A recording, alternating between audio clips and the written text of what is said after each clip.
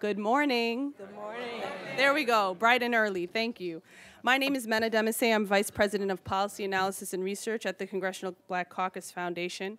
Welcome to the second briefing in our Anti-Poverty and Juvenile Justice Reform Series, an initiative that the CBCF began last year with the sponsorship of the Annie E. Casey Foundation and in cooperation with one of the most steadfast anti-poverty leaders of our time, Congresswoman Barbara Lee, who will be joining us shortly. She currently chairs the Democratic Whip Task Force on Poverty, Income, Inequality, and Opportunity, and is co-chair of the CBC Task Force on Poverty and the Economy. Our goal is to advance equity and equal opportunity in the criminal justice system through the promotion of comprehensive policy solutions, programs, and practice that aim to eradicate racial disparities and reframe the conversation around educational and economic opportunity. We look forward to partnering with many of you in the future as we begin issuing a series of briefs and policy recommendations that will come out of these conversations and our overall criminal justice agenda at the Foundation.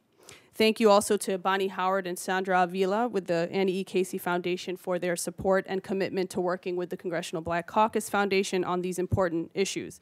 Now, many of you recall our July forum last year looking at the poverty to prison pipeline and what factors and promote fairness and equity for incarcerated youth and black youth in particular. Brian Stevenson, head of the Equal Justice Initiative, shared riveting insight about reframing the conversation around juvenile justice reform and reversing the poverty to prison pipeline to focus on an analysis of disciplinary action in schools. He said, and many of you will remember, I'm paraphrasing here, he said, if you want to evaluate school success, look beyond grades and standardized test scores and measure school success by how schools treat their most vulnerable students, their most vulnerable populations, largely comprised of racial and ethnic minorities. Measure them by the percentage of students they expel and punish, by the disciplinary standards they implement and practice. It is from this vantage point that we arrive at today's discussion, in addition to the overwhelming feedback we received from all of you last July, to direct the conversation towards zero tolerance policies, racial discrimination, and other factors explaining the school to prison pipeline and what steps we should take along with our state and federal government in reversing this dismal trend. It wasn't too long after that July panel, many of you know Brian Stevenson was named to the President's Task Force on 21st Century Policing. Now, we wouldn't certainly take credit for being the impetus behind that decision, but we like to believe that the foundation here brings the right people and experts to the table to have the necessary policy debates, analysis, and solutions around public policies, and have the eyes and ears of the right people to translate our work into positive action. With that said, I would now like to introduce the Democratic Whip in the United States House of Representatives, Steny Hoyer, who has been a tireless leader for job growth and the middle class and has used his position as the second-ranking member in the House Democratic leadership to serve as an advocate of equal opportunity. He created the Democratic Whip Task Force on Poverty, Income, Inequality, and Opportunity in 2013 and joins us again this morning to share his remarks. Please give a hand to the Democratic Whip, Representative Steny Hoyer. Well, thank you very much. I'm a little out of order here. We have the Dean of the House here, my dear friend Charlie Rangel, and going before Charlie Rangel is really not the proper thing for me to be doing. I'm far junior to him in terms of service, not necessarily pretty close in age, but I was born in Charlie, the Dean of the House, Charlie Rangel's district, and I'm so proud of that in New York. Charlie, thank you very much for the extraordinary leadership you have given throughout the decades, not only as a member of the Armed Forces, but as a member of the Congress of the United States. Thank you so much. Also very pleased to be...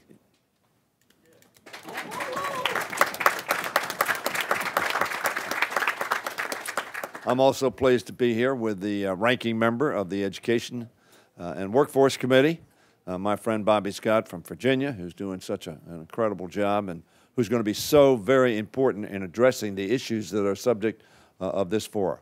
Also, my good friend Danny Davis from Chicago. Thank you, Danny, for your leadership as well. Barbara, I know, will be here. Barbara Lee is one of my dear friends, and she and I had a discussion about the fact that we were talking a lot about the middle class. One of the challenges in America is the middle class is either stuck or shrinking. That's bad for America. Every country has rich people, every country has poor people. The genius of America was we had this broad middle class. And we need to be focused on making sure that we continue to have a broad middle class. And one of the ways to do that is to make sure those who are not in the middle class but aspire to be in the middle class have the means and ways to do so, which means that those rungs on the ladder of opportunity at the lower end have to be intact, have to be available. And that is what I know is the subject of this focus and your work, so many of you in all sorts of areas that you pursue. I want to thank the panelists here. They gave me 60 seconds to speak. I'm going to go over that a little bit, or otherwise I would mention all of you. But I'm honored to join you, as Dr. Mina said, to highlight the challenge of breaking the cycle of incarceration that too many of our nation's youth are falling victim to. I was honored to participate in this first event in July, as you've been told. Today we're here to build on what was discussed there. This event also is an important component of the CBC's Foundation's national agenda for poverty alleviation and juvenile justice reform. Critical issues if our country is going to be what we want it to be, and we will break this cycle of school to prison, of school to failure, of school to economic depression. This event is also an important component of the CBC's Foundation national agenda, which was launched in partnership with the Democratic Whip's Task Force on Poverty, Income, Inequality, and Opportunity, chaired by Representative Barbara Lee. She has been tenacious and focused, as was said earlier, over the years about the issue of how do we defeat the cycle of poverty. You know, I'm old enough to have been inspired by Lyndon Johnson's War on Poverty. We didn't lose the war on poverty. We withdrew from the war on poverty. We have the resources to win that war and to create a better America, and we need to keep doing it. According to the Bureau of Justice Statistics, 74% of African Americans who were released in 2005 were arrested again within 3 years.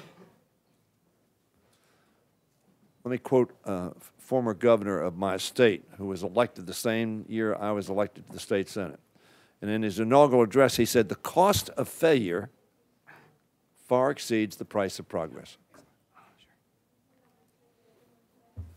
That 74% is failure, and much more costly than investment in success would be.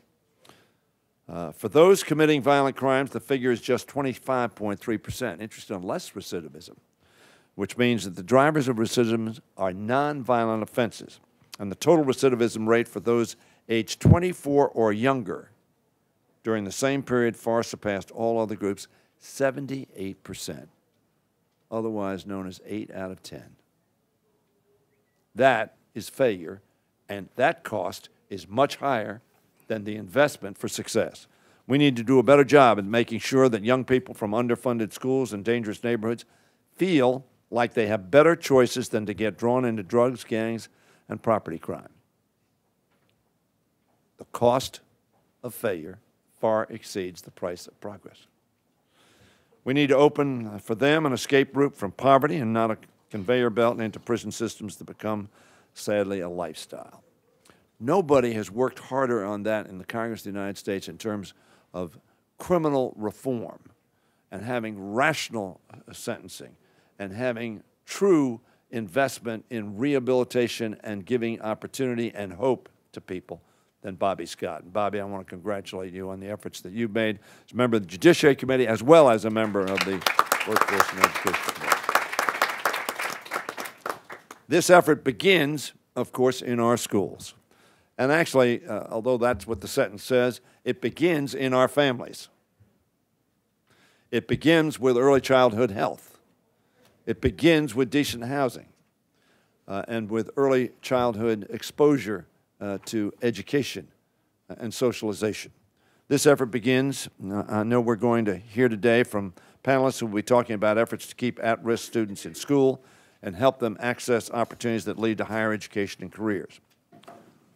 One way to make it easier to find these opportunities, in my view, is the full-service community school model, which co-locates resources to make them more accessible, a model I've been advocating to expand nationally through legislation for many years. I thank some of you for your support and leadership in that effort.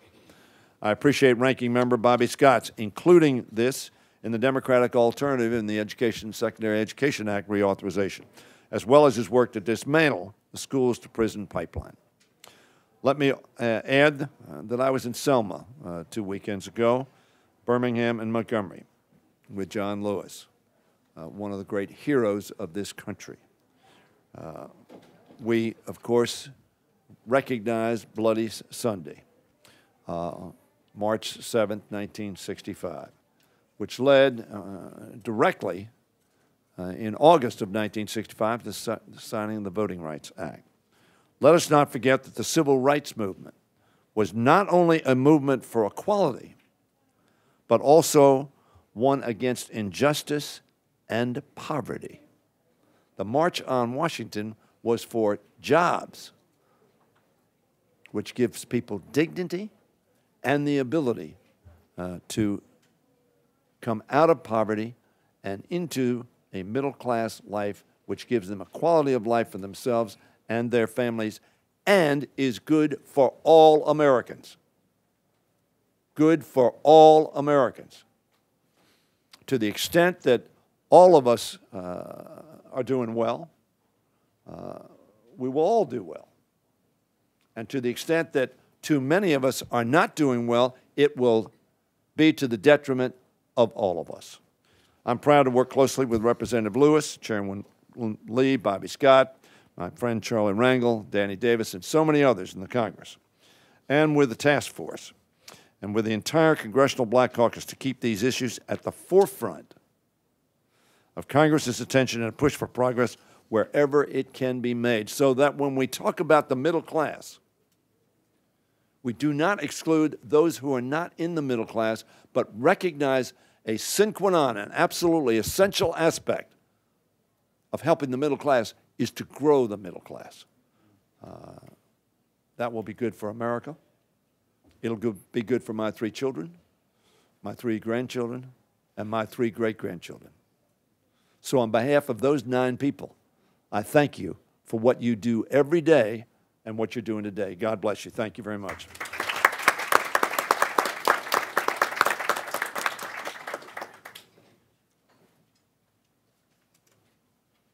Thank you, Whip Hoyer, for your comments. I know you have to take off early, so we appreciate you being with us.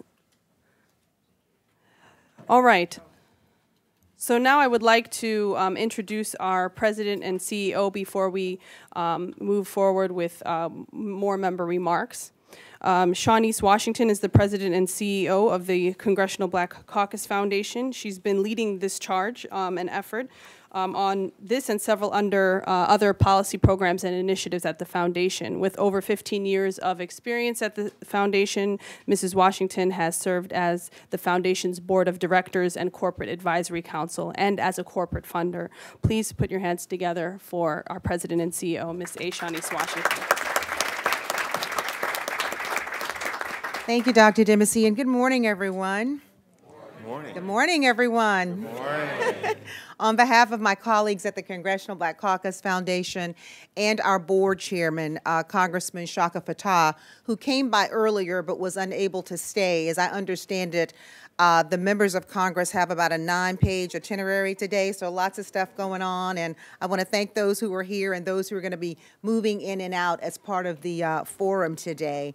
And thank you all for being here this morning and for your participation in this important discussion on reversing the school-to-prison pipeline for African Americans and minorities. The statistics are staggering, and current policies having an unintended and disproportionate impact on communities of color. Again, I would like to acknowledge the members of Congress and especially members of the Congressional Black Caucus present today, and especially for their leadership role on this important issue. I extend a very special welcome to our esteemed panelists and our sponsor, the Annie E. Casey Foundation, for making today's conversation possible. The Congressional Black Caucus Incorporated is committed to bringing policy leaders, legislators, and educators together to explore solution-oriented alternatives and programs. And we have all the stakeholders in this room to determine how we move forward, and today's conversation is an opportunity that could lead to significant progress in our schools and in the criminal justice system. Together, we can solve this issue. I am going to be very respectful of the 30, 45 nanoseconds Dr. Dempsey gave me and close because I, like I'm sure each of you, are ready to hear from our panelists. And before we get the panel underway, I would like to introduce, well, he's been introduced, but acknowledge and bring forward Congressman Bobby Scott, who has played an exceptional and extraordinary leadership role on this issue, for brief remarks, and he will be followed by Congressman Danny Davis in Illinois. Thank you so much.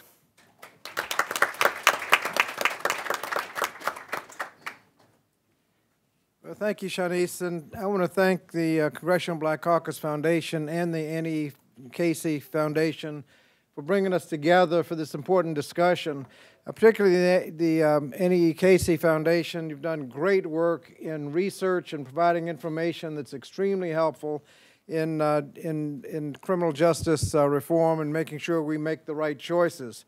I like the term pipeline, and I think you have to recognize the meaning of that and why it is so appropriate, because it suggests that it's not just one incident or one day, but it's an entire process. And all through that pipeline, you've had opportunities to make decisions. The Children's Defense Fund actually starts a little earlier. It's a cradle to prison pipeline, because we know from very early on that the wrong decisions are being made and the predictable result takes place. We have a choice in criminal justice policy. We can codify slogans and sound bites, 3 strikes and you're out, mandatory minimum sentences, and get it to rhyme, like if you do the adult crime, you do the adult time. All that's gotten us is the highest incarceration rate of any country on earth by far. When we know if we make better choices along that pipeline with early childhood education and after-school programs all the way through prenatal care, even teen pregnancy prevention, start earlier than that, that if we make the right choices, the pipeline would change from a cradle to prison to cradle to college and career. Now, you don't need much money, because if you look at the money that's wasted now in prisons, and I say wasted, studies have been done that our incarceration rate is so high that it's actually adding to crime by messing up so many families, wasting so much money. So many people with felony records have trouble getting jobs. All of the problems that occurred, we're actually adding to crime by locking so many people up.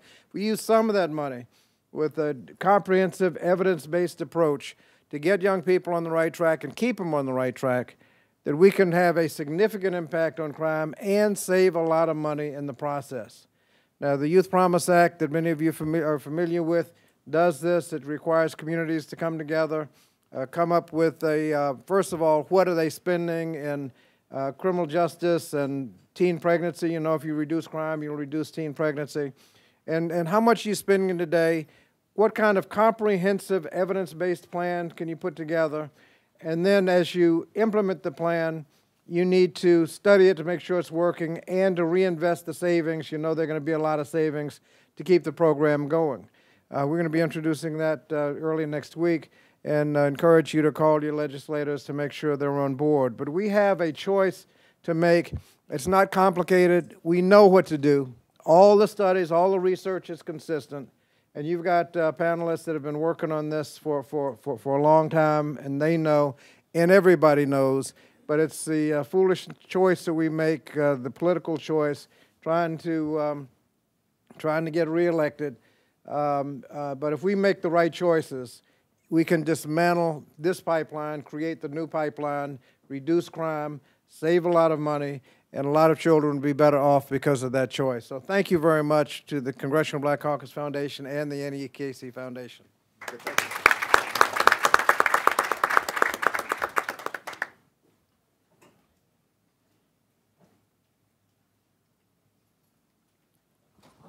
I, too, want to commend the Congressional Black Caucus Foundation and the Annie Casey Foundation for the tremendous work that they both do and have done, and for continuing to shed the light on what I consider to be one of the most pernicious issues facing our society today.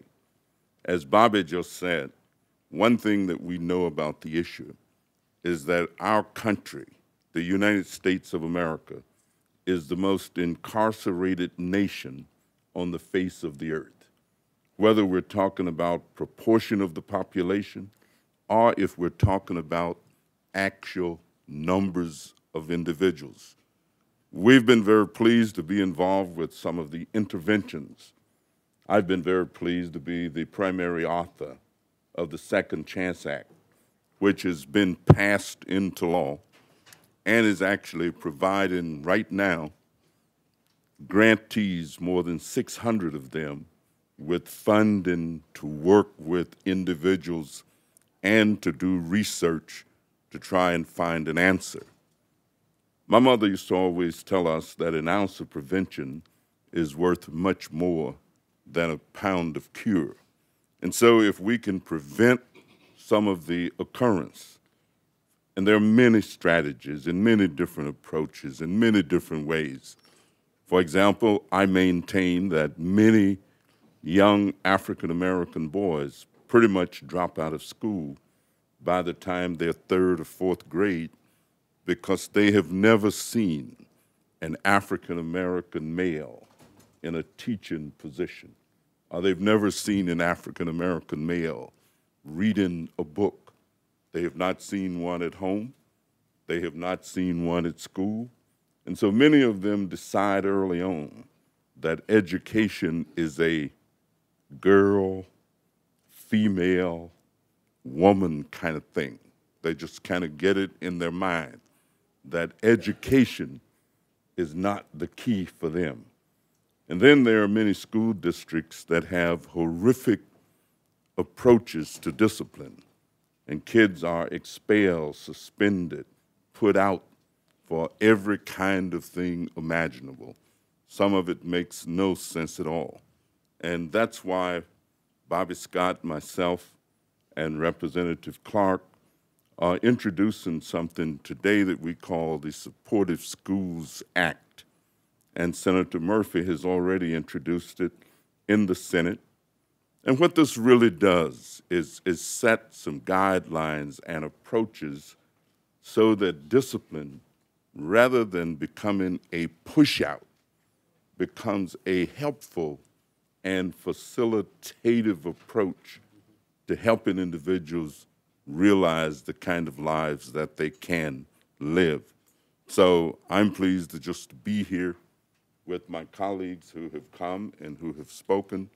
And I again commend the foundation, both foundations, for the tremendous work that they do, not only on this issue, but many others with which we've been involved with them.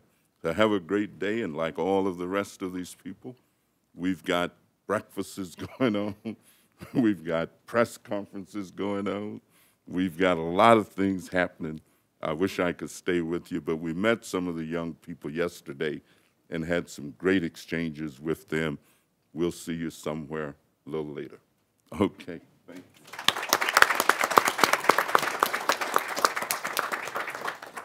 Thank you so much, Congressman Davis. Congresswoman Lee will be with us. I want to give the floor now to a beautiful young lady by the name of Ishay Jackson. She's at the end of the panel here, from the Anti-Recidivism Coalition.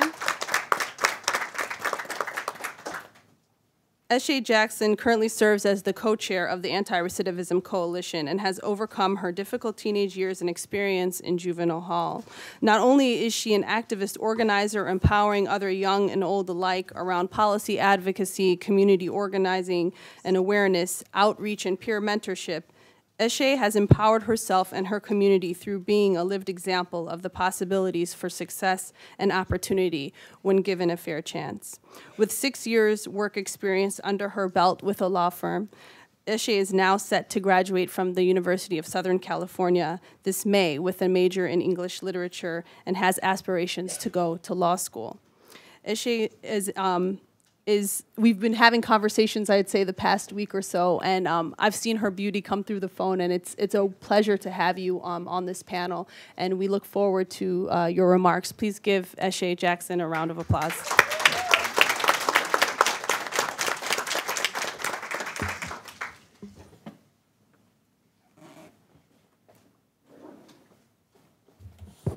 Good morning, everyone. Good morning. I'm so pleased to be here. I'm a little bit sick, so I'm sorry. My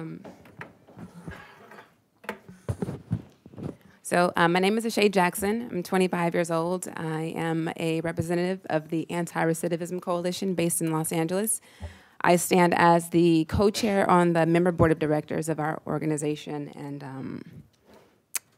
formerly incarcerated, former foster youth. A sixth grade expulsion is what led me into the juvenile justice system.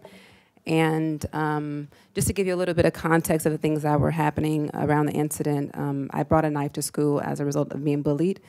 And I happened to be in between a child abuse investigation and in between a custody battle between my mother and my father, who had just been released from prison after serving about a 10-year sentence. And so at the time of my arrest, there was a bunch of domestic conflict, and they resolved it by sending me to alternative schooling, where I believe I was prematurely exposed to a lot of the gang violence, the substance abuse, and just a lot of the hardship that I had to face as a teenager. I believe that it began there. And I was a victim of, not a victim, but I was heavily impacted by the zero tolerance policies that were set. I had a bunch of psychological issues, a bunch of emotional issues as a child, and I believe I was handled in the wrong way. When I was sent to alternative schooling, I was in the sixth grade, but I was considered one of the brighter students, and so they placed me in alternative school for high school students. And it was a much more mature environment for me, but I think that it was more detrimental to my growth than it was helpful. I think these policies are so harmful to us because what they're doing is they're taking, or they're criminalizing really normal behavior for adolescents. We're going through the motions, and we're from the inner city, and we're making these mistakes, and I think they're completely normal if you think about our environment, the things that are happening in our homes. And so we know that African Americans are disproportionately targeted by these policies, and African Americans are more likely to be referred to the juvenile justice system and arrested for, not even violent crimes. They're nonviolent crimes, and like I said, they're criminalizing normal behavior for adolescents, and they're handling it in a way that is really harming our community. I am a student at the University of Southern California, and like she said, I'm due to graduate in May. I'm so excited, and so is my community and family.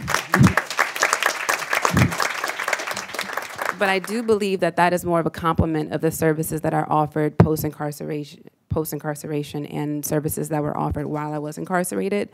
I got my GED and passed a California high school exit exam in juvenile hall, and so when I was released, I went straight into community college, and so that is in no way a reflection of the school system that I was in as a child.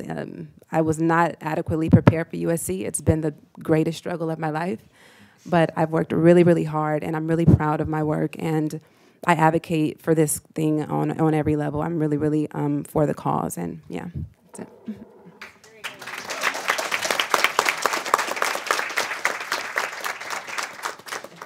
Thank you so much. Thank you for being you. Thank you for your words and your wisdom. We're so happy to have you with us again. I'd now like to turn over the microphone to none other than the amazing Congresswoman Barbara Lee, one of the most fearless and progressive voices of our time. Yes, as I mentioned last July, she's my former boss. I know all about her, and so do all of you. She's leading the charge for social and economic justice, international peace, and human rights, vigorously working on behalf of underserved and vulnerable populations. It is no surprise that Whip Hoyer appointed her to lead the task force on the Democratic Whip Task Force on Poverty. She also is a co-founder and co-chair of the Congressional Out of Poverty Caucus. Congresswoman Lee has made it her mission to eliminate poverty, and we are so very grateful for her dedication and cooperation in working with us to that end. Please join me in welcoming Congresswoman Barbara Lee.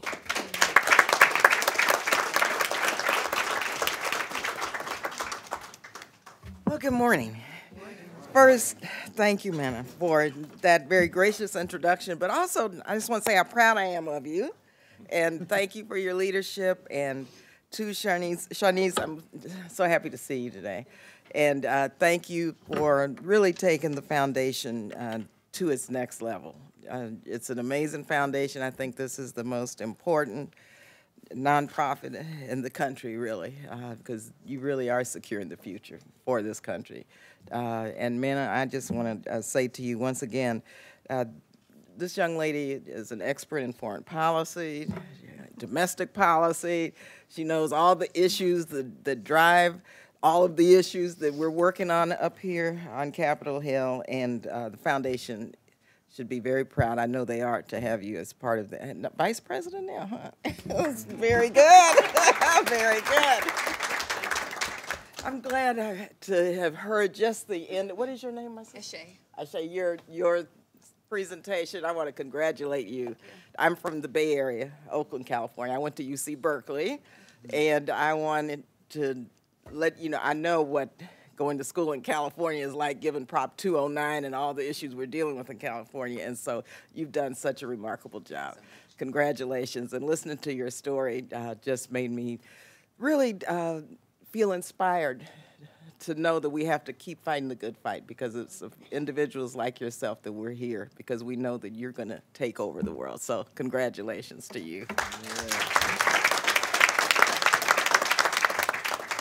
I know members are coming in and out, and I just want to say you have, and you're getting a chance to see some of the leadership here in Congress. And hopefully you'll leave here knowing that our leadership here really understands and cares about reversing the school-to-prison pipeline. And I think you know they care about and are dedicated to eradicating poverty. You know, you don't have many legislative bodies that have leaders who work to do this each and every day. These individuals who you have met here today, and others, members of the Congressional Black Caucus, members of our leadership team, they all care about the future, and they all know many of the statistics that you all are talking about today, but also they know how to translate that into legislative actions and into public policy. It really is a sad fact that the poverty rate for African Americans is the highest of anyone in our country. It's nearly 3 times the rate of white Americans, at an alarming 27.2% for adults and 38.3% for African American children. That's 1 in 3 African American children live in poverty. That's a shame and disgrace in the wealthiest and most powerful country in the world. So yes, I chair the WIP's Task Force on Poverty, Income, Inequality, and also I co-chair the CBC's Task Force on Poverty and the Economy, and I'm sure you'll hear from Congresswoman Joyce Beatty, who has come to Congress and really taken on so many issues of income inequality and poverty, and so she's one of our co-chairs for the CBC, and we're very focused on how poverty contributes to this broken criminal justice system and the school-to-prison pipeline. According to the Department of Education, African American students are 3.5 times more likely to be expelled from school than their white counterparts. What's worse is 70% of students involved in school arrests or referred to law enforcement are Black or Latino. In my city, the city of Oakland, those statistics are even more startling. Anybody here from the Bay Area? Okay, so you know what I'm talking about. You know what I'm talking about. According to the Black Organizing Project, more than 75% of arrests in Oakland are Black youth, although we comprise Black youth, actually 30% of the student body. So that's 75% of the arrests, 35% of student body. Simply unacceptable. These young people are having their futures ripped away before they even start. They're forced to go to school directly from the broken criminal justice system that more often than not fails our community. And I know a couple of years ago you may have heard of the study that came forward that showed how African American babies really in kindergarten 4 and 5 years old, they were getting expelled from school, suspended from school for, quote, behavioral problems. Can you imagine? You know, that's just an example of where it starts. And so we've got to provide access, first of all, to quality high school public education, but we've got to change these zero tolerance policies. We've got to change the system. And you know what I'm talking about. We're talking about structural issues. We're talking about institutional issues. We're talking about policy changes. We have to invest more in our youth in terms of summer jobs and job training programs so that we can provide alternatives and a clear pathway to a job. But we still have to do a lot more. Once again, we've got to address the systemic racial bias that's endemic in our criminal justice system. I remember when I was in the California legislature, I was on the Public Safety Committee. It was after a tragic murder of a young girl named Polly Klaas. Now, we have one of the toughest criminal justice systems in the country with the death penalty, of course. But yet, during this terrible, tragic moment, there was a rush to judgment to pass a 3 strikes law, where the 3rd strike would be 25 years to life. Stealing a pizza, bounce check. I said, and there were only 3 of us during that time in California that voted no on that bill. And what I said was that it was going to incarcerate primarily African American and Latino young men, 25 to life on a misdemeanor, and that's exactly what happened. So now we have a California prison system, unfortunately, that's driving the state budget is comparable to the military budget here in our national military budget, because it's part of this whole prison industrial complex in California, similar to the military industrial complex here. So billions and billions and billions of dollars are being spent now on the criminal justice system in California. Secondly, when I was on the Public Safety Committee, we were looking at architectural plans for prisons 12 to 15 years out. They were building prisons for young people who were in kindergarten, anticipating that these 5-year-olds were going to end up in prison, so we had to build more prisons beginning when they were 5 years old. That's a fact. This is a shame and disgrace.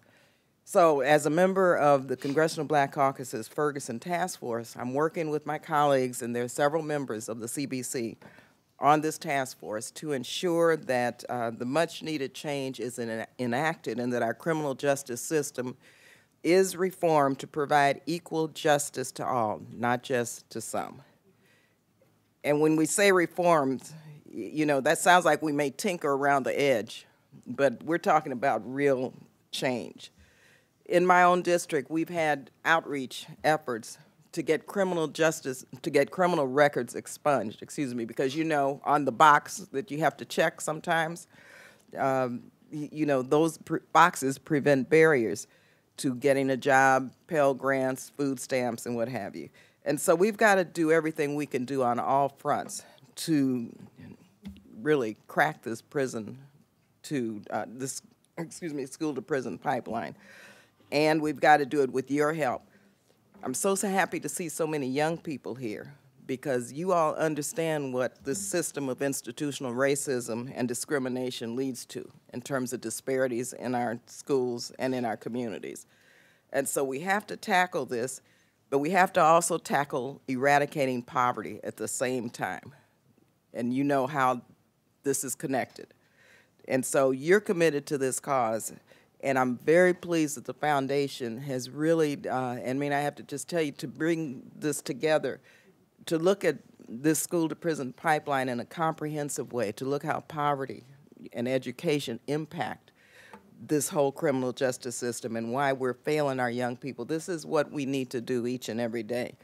And so I'm inspired and really excited that all of you have committed yourselves to really make sure that we crack this so that young people have a chance at the American dream, especially those who have been marginalized and who have been shut out through the no fault of your own. And so we, as adults and as policymakers have to listen to you. And I always say the street heat is what we need at this point. Because 50 years after Selma, we saw it was young people and a movement that made the changes that we all are benefiting from now. But the work is not done yet.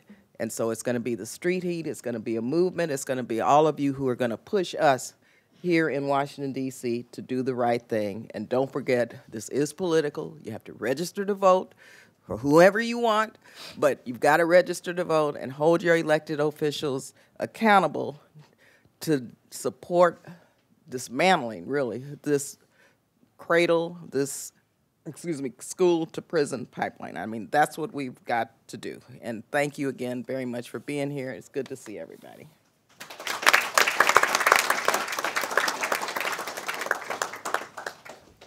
Thank you so much, Congresswoman Barbara Lee.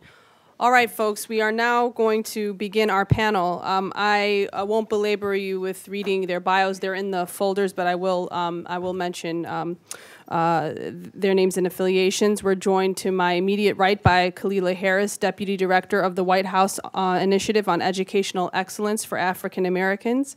Robert L. Listenby, Administrator for the Office of Juvenile Justice and Delinquency Prevention with the U.S. Department of Justice.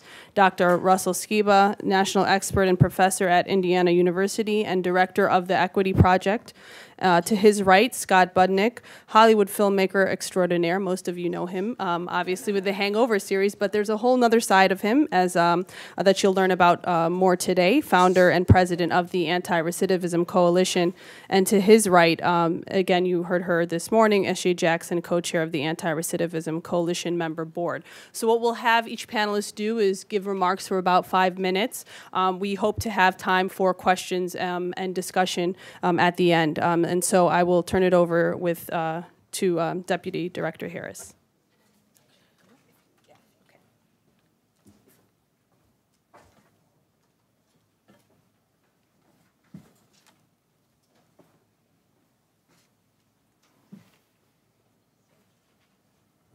Good morning, everyone. Good morning.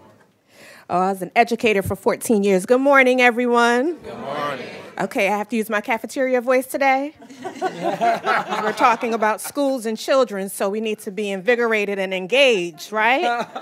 Okay, everybody seems to be awake now. Coffee's kicking in. So I want to bring greetings from the Department of Education and the White House Initiative on Educational Excellence for African Americans. We say our entire title always because all too often excellence is not associated with African American young people. And so the White House Initiative on Educational Excellence for African Americans is committed to ensuring that young people have access to high quality educational opportunity and resources. And that is also the commitment of the Department of Education. I want to start off by saying also there, but for the grace of God go I. I am a child of immigrants. I'm a native of Brooklyn, New York. And everywhere, we're everywhere. Where Brooklyn at? Every day, right? And I really identify with you, Ashay, because but for the grace of God go I could not be standing here before you. And it took a lot of mentors and community members to make sure that I was able to stand here today. And so I want to talk a little bit about the summits that we do around the country on educational excellence for African Americans as a key intervention for engaging communities and engaging young people primarily, giving them a platform and making room for them to have spaces to share their lived experiences. Oftentimes, folk convene like this and there are not young people in the room, which is nonsensical and ridiculous. We have experiences, but we don't have the lived experiences of young people today. I also stand before you as a mother of 3 daughters who are in a generation not yet named. We have baby boomers in the room. We have Gen Xers in the room, push it up. We have millennials in the room, right? But the next generation is yet to be named, but they are our legacy. And there's a lot of work to be done, and they can speak readily to what they live through on a day-to-day basis when they have classmates who are being suspended for being sassy, right? You know, I'm a Latina, my mother's from the Caribbean, and I have a lot of sass to go around for everybody. And And sometimes when you are a gifted student, and let's talk about assets of young people, because a lot of times we want to talk about how children are underserved and are in circumstances that is so hard for them to overcome. But I think brown people have been overcoming for hundreds of years through the diaspora. So when we talk about grit and resilience, I think we've got enough to go around for everyone, right? And so our children come ready to learn. And when we are around the country, what we hear from young people most readily is that they want to feel safe and supported. They say, I'm ready to learn, I'm ready to be in school, but do you adults care about my presence here? Right? Have you shown up to work? Right? So when you have young people in kindergarten who have these, or even preschool, let's take it a step back, who have these soft suspensions, right? Preschool is generally not regulated. And so people will say, your son keeps acting up. Can you take him home for a couple of weeks until he gets himself together and bring him back? Right? We don't think about the ways that we communicate with families and tell them that their children are not good enough, that their children don't fit our own cultural norms. And I'm going to challenge everybody in the room, because we are all privileged by the fact that we are here today, to check our privilege. Even middle-class brown people place respectability on the tops of the heads of our children as the entry point by which we begin to show them love. But do they not deserve love the moment that they came from the womb?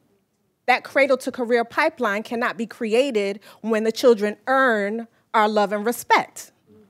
Right? Are we here today? Yeah. I have a church voice, too. We want to go to church or we want to stay at school. Right? Thank you. Right? Our children were born deserving our respect and care. And so the policies and practices that we implement, we talk about things like restorative practices. It is great to restore children into the community, but we have to want them there to begin with. Right? We talk about cultural competence. We talk about the fact that most children are being educated by people who don't look like them. I've never had a black male teacher in my entire K-12 career, right? It means something for children to see people who look like them in the classroom. But we also need to look at the griots and the community educators who may not be in the formal setting of the schoolhouse and figure out how we can collaborate to keep the community restored. That's what we learn from our children. That's what we learn from our partners in the community. Let's talk about the assets that the children bring, and let us step up to the plate to make sure my 3 daughters in a generation unnamed have great schools to go to and opportunities that we want for them to have for every child that we are educating. And so the Department of Education has provided great resources for us to take into our communities and use to look at why things are happening. If you go to ocrdata.ed.gov, ocrdata.ed.gov, you'll find a myriad of resources, a ton of data talking about what our children face. Children who might have been in foster care, homeless youth, students with disabilities, and definitely young women and men of color who are disparately being impacted by suspensions and expulsions that are oftentimes nonsensical and not showing that we are here to love them. The OCR data collection is also a support for communities interested and legislators interested in really piecing together and mining for strategies that can be used. The Department of Education is also working to ensure that we can move from policy to practice. So right now we are internally working on developing a convening so we can bring people from around the country together to really do that what next. Mr. Listenby and I were talking about the fact that a lot of times people want a, a cure, but they don't self-diagnose, right?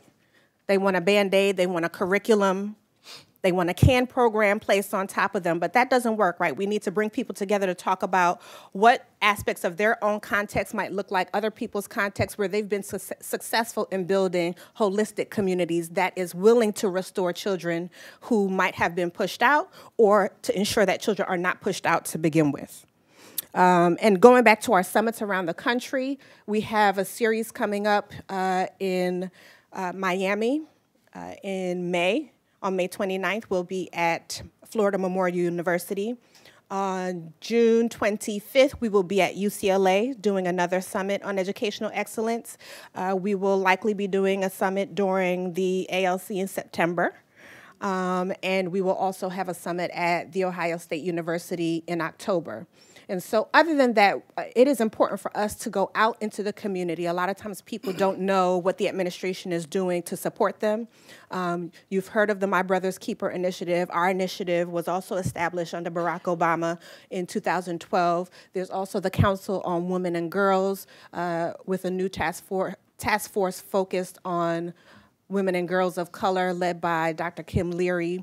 And all of these groups are working together to make sure we can connect, again, the policies to practices that are already happening in the community. We also hear oftentimes terms like evidence-based, and frankly, we all know we can get evidence to prove whatever we want it to prove. And a lot of times there are communities that are innovating and doing things that we have young people like Eshe saying, you know, here's how you can relate to our community, or here's what I need for my schools to do. And we wait for 10 years to see if we can collect evidence on whether or not that works, right? And so we want to encourage people to do a lot less of that and a lot more of listening to young people, listening to communities, listening to our faith-based partners, listening to researchers who have been doing a great amount of work in the past 10 to 15 years to bring data together so that we don't have to keep reinventing the wheel. And so again, I'm gonna yield at this time to make sure that we can get through the panel, but I encourage everyone to move in love. If you wanna partner with us to support and provide safe environments that are high quality for all children, we encourage you to attend one of our summits. You can find us on Twitter at AFAM Education. We also host regular AFAM Ed Chats, hosting discussions live on Twitter, talking about the work that we do and ways we can engage the community. And we also encourage you to, in your own communities, have your own AFAM Ed Summit, or Hispanic Ed Summit, or Native American Ed Summit. You don't need the federal government to take action on what steps are required to make sure our children feel loved. Thank you.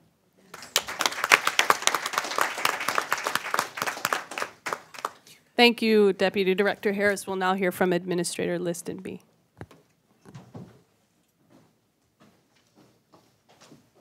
Good morning, everybody. Good morning. I don't have a good cafeteria voice. I don't have a good minister's voice either, but I'll do the best I can. I'm really pleased to be here this morning on behalf of the Department of Justice. I want to thank Dr. Harris for her remarks. We've worked collaboratively with the Department of Education to do a number of things. As I start off, I also want to thank, first of all, the Congressional Black Caucus Foundation and Chairwoman Barbara Lee for inviting me to participate here this morning. It's certainly an honor to be here. Dr. Demisi also for all the excellent arrangements that were made to get us here. It's encouraging to see legislators and policymakers focusing on this issue that is really one of the premier issues of our time. It took us about 30 years to get to where we are now, and it's going to take us a while to reverse these trends and practices. I think one of the seminal pieces of research that was referred to is Breaking School Rules, a study of 1 million students in the state of Texas over a period of their 7th to 12th grade educational periods. It was found there that 60% of the students had been suspended or expelled, and that these students were disproportionately minority and also children with disabilities. That study is really important to the Department of Justice because in 2011, Attorney General Eric Holder and Secretary Duncan launched the Supportive School Discipline Initiative to coordinate federal responses to the school-to-prison pipeline and to find effective ways of creating policies and addressing policies that are focused on helping address this issue. The Supportive School Discipline Initiative is unprecedented because it does go across government. It also works collaboratively with a number of state efforts, a number of foundations that have really, I think, begun to at least diagnose the problem. I would like to ask, if you will, turn to a handout that we provided that I think will help a lot of folks. This is the Supportive School Discipline Initiative in your package. And in this handout, what you will see, if I can get it up here, is that we've listed a lot of the resources that we've developed. A federal school guidance, a discipline guidance package, correctional education package that talks about the kinds of educational needs for children and young people who are in the juvenile justice system, the civil rights data collection package that Dr. Harris referred to earlier, the www.ocr data ed. And this is really important because if you want to find out what the suspension records are in your own school district, you can go to this data collection, this collection of data, and you can find your schools listed, and you'll know what the practices and policies are there. The goal of this particular set of data was to make sure that all of us who are engaged with these policies can find effective ways of addressing these issues at the local level. I want to direct you also to the School Discipline Consensus Report, which was put together by a collaboration of governmental agencies and private foundations.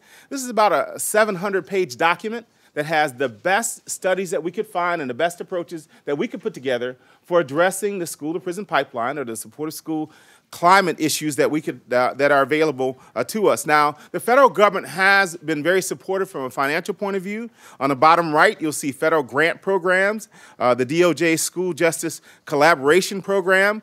This program, which combined a number of different agencies, focuses on keeping kids in school. And there are a lot of grants that have been put forward that are designed to help various communities across the nation.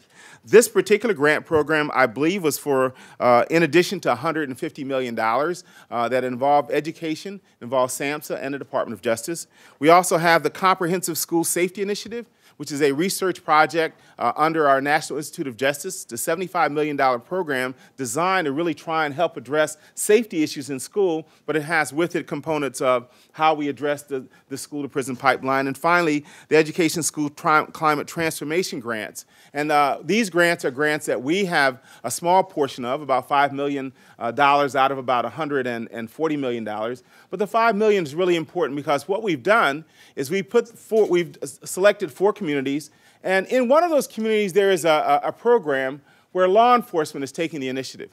They're taking the initiative by going and working with the school districts so that young people who are being disciplined, rather than being sent to the juvenile justice system, these are for nonviolent offenses, those young people are being transported to the human resources departments of the city, and Department of Health and Human Services. This is in Philadelphia. And those young people are kept out of the juvenile justice system, and they're returned to the school system without ever getting a juvenile justice record. So this is just one of the many things that's going on. So I ask you to take a look at those resources. I think they're going to be very helpful in trying to address some of these issues and concerns. I would say again, though, that we're at the early stages of developing programs and practices that are going to work across the nation. We have these that we put together through the various research projects that we have and the grants. When I say research and people say evidence-based, what we mean is that we have done the research, we have found that it works in a specific set of communities, and if you take the research, you apply it with fidelity, it will very likely work in the communities that you have there. So these are some of the answers. We're just beginning to get some of the answers, and we do think, though, that we're moving in the right direction. In addition, I'd just like to say the Justice Department will continue to do the kind of research that we're doing and working closely with the Department of Education to address some of the kinds of problems that we find. In addition, we had a National Leadership Summit on School Discipline and Climate in the fall of 2014. We brought together teams of leaders from 22 different states. We had the education folks and the judges and law enforcement. They all came together as a team. They developed plans, and they're going back to those states to try and implement changes in the system to really bring about change in those specific locations. This is the second national summit that we've had. It'll be followed by other national summits and other regional summits to, again, try and address these problems. So I guess my message that I really want to leave with you is there are a number of things that we've developed. We know that some of them are working. We're researching those that are out there. We're finding things that have proven to work. Judge Teskey down in Georgia developed a model in Clayton County that we know works. 16 communities have been selected with the National Council of Juvenile Family Court Judges. They've used training and technical assistance that we provided, and they're working to see how those work out over time. You can't find out whether it really works until you've tried it for more than 1 year. We know that the initial year things look like they're working, but we're going to try it over time, and we'll continue to document and share with the nation the kinds of responses we think that are going to bring about change. We are committed. We care. Just a word about my personal background, I was a public defender for 26 years. I worked as head of a juvenile unit for 16 years. I've handled expulsion hearings, I've handled disciplinary hearings, and I've fought to keep kids in school in appropriate settings. So I know what it's like on the front lines, and I think some of the answers that we have now that are coming out of the Justice Department are really going to help us solve some of the problems on the front line. So I'll end at this point and be available for questions if we have some time for questions. Thank you very much. Good to see you.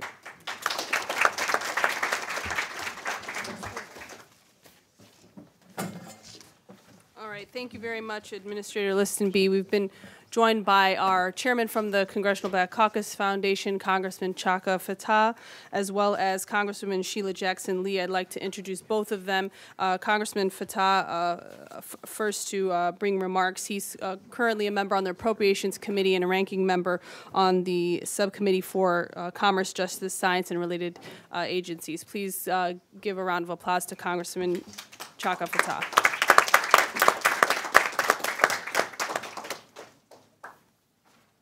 Well, let me just welcome you, and I want to thank the Annie B. Casey Foundation for their support of this activity and the leadership of the foundation and its work.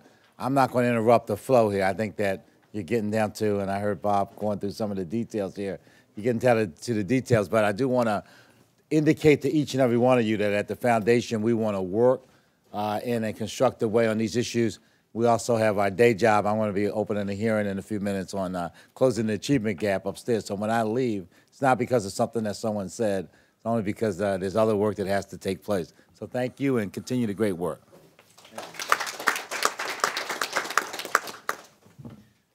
Thank you, Chairman Fattah. I'd now like to introduce Congresswoman Sheila Jackson Lee, who currently serves as the ranking member of the Subcommittee on Crime, Terrorism, Homeland Security, and Investigations on the Judiciary. She is the first woman to ever hold the position on that committee, and she serves as the senior member of the House Judiciary Committee. As one of the strongest and most influential voices in Congress, Representative Jackson Lee is considered by many as the voice of reason, and rightly so. She also serves as the co-chair of the CBC Justice Reform Working Group, leading the primary efforts of the caucus to reverse the cradle-to-prison pipeline. Please give a warm round of applause to Congresswoman Sheila Jackson Lee.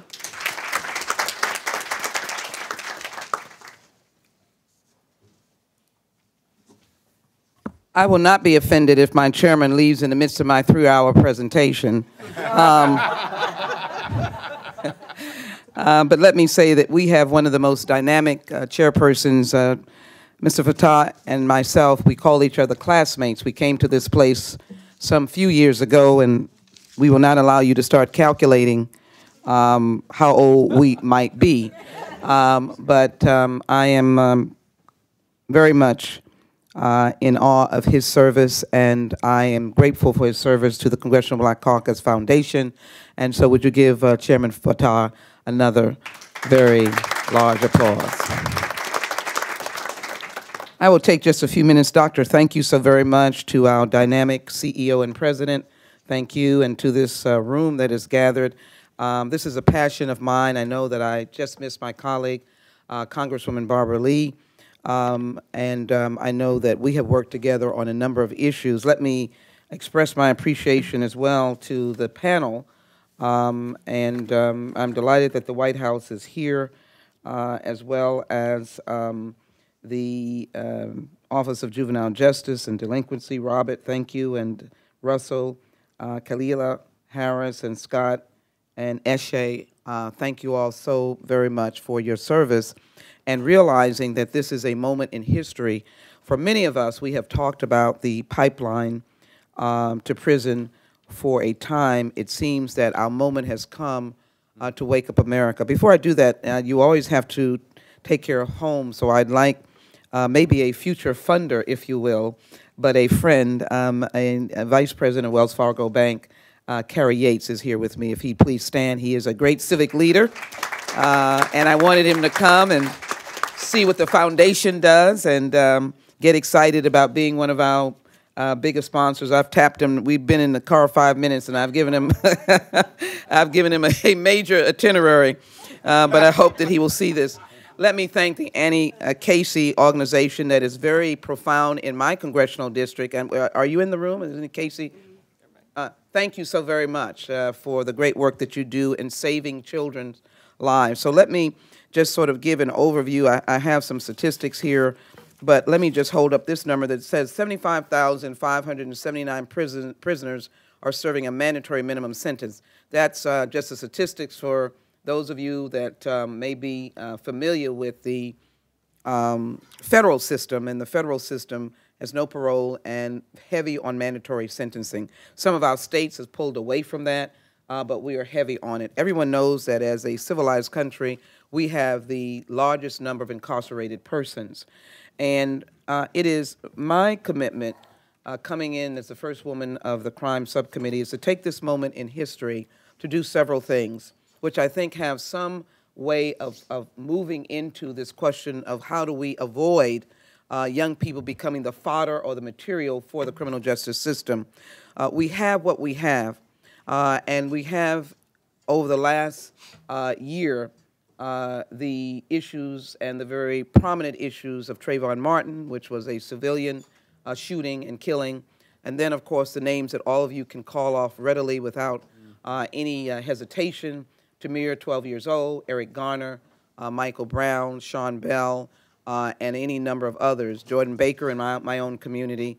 Those young men lost their lives. Robbie Tolan, a young man that was destined for a very promising baseball career. His father was a major leaguer and was shot in his own driveway, and the bullet remains lodged in him. Where does that go in terms of the Criminal Justice Committee and how we mesh into the work that you're doing? Well, first, let me try to get in order the criminal justice system. So some of the things that we'll be looking at will be police training, for example, expansion of community-oriented policing, ensuring that the police get back into the community with the old-fashioned PAL. Does anybody remember that? Or is that way beyond your birth date? Police Athletic League. The police used to take their funds, or there used to be funds, and they used to go into the community and engage with the likes of these young men that are sitting right in front of me and begin some system of the criminal justice system not being the ultimate goal or the ultimate end of their lives. Looking at those ways, My Brother's Keeper, which is the initiative of the president, to be able to expand that under the criminal justice umbrella. The Promise Act that one of my colleagues has introduced, Bobby Scott. Working on juvenile justice and reauthorizing the juvenile justice block grant that has not been reauthorized for any number of years, which I'd like to see, and to including that an anti-bullying and intervention act dealing with the issues that are important. Dealing with gun safety to educate children about the use of guns, or in fact, to educate them particularly about the impact of the use of guns. So my goal is to be a partner to a strong educational system for young people to understand that the criminal justice system is not a temporary stop in life that goes away once they get out of the system. It does not. Get engaged in a criminal justice system, it follows you for the rest of your life. What else are we trying to do? To reestablish voting rights for individuals who've been convicted of felons. But I would like for young people not to be convicted of felons in the first place, because here we are in 2015 fighting for voting rights for others. We don't even have a strong voting rights for all of America. But in essence, we have a huge population of individuals who are sitting disenfranchised for what I think is absolutely no reason. They have, in fact, paid their time. They need to be back in the system. But in educating about the criminal justice system, that is my message. It never goes away. And so it is not a system that you want to engage in. I'd rather you engage on a track of becoming the vice president of Wells Fargo Bank or owning your own business. So it is important in the crime subcommittee that we educate people about the impact of crime on them and not have them isolated and say, oh, is that when I'm mugged? Or is that when there's a shooting at the end of my block? No, the crime or the criminal justice system permeates your neighborhood, it permeates your DNA, it permeates the whole collective body of how people think of you, and it is something that we have because we are a country of laws, but you don't need to get in the middle of it. And if you put it in that context as we speak and as the foundation looks to establish its infrastructure of how do you deal with the school to pipeline, I always believe it is important to put the facts before individuals. Let me just make these few points and then, as they say, go to my seat, and thank you for your courtesies. Nationally, African-American male students in grades K to 12 are nearly 2.5 times as likely to be suspended from school in 2010 as white students. The 12th grade reading scores of African-American males were significantly lower than those for men and women across every other racial and ethnic group. And 82% of Hispanic boys read below proficiency levels by the 4th grade compared to 58% of white boys. Ongoing budget reductions at both the federal and state levels have closed programs vital to empowering underserved communities and youth of color. And so if we can get anything out of this effort, it is a construct that I believe partnerships, the one thing that happens is that we are redundant sometimes. There is something about isolating yourself, and I've got my program and someone else has got theirs.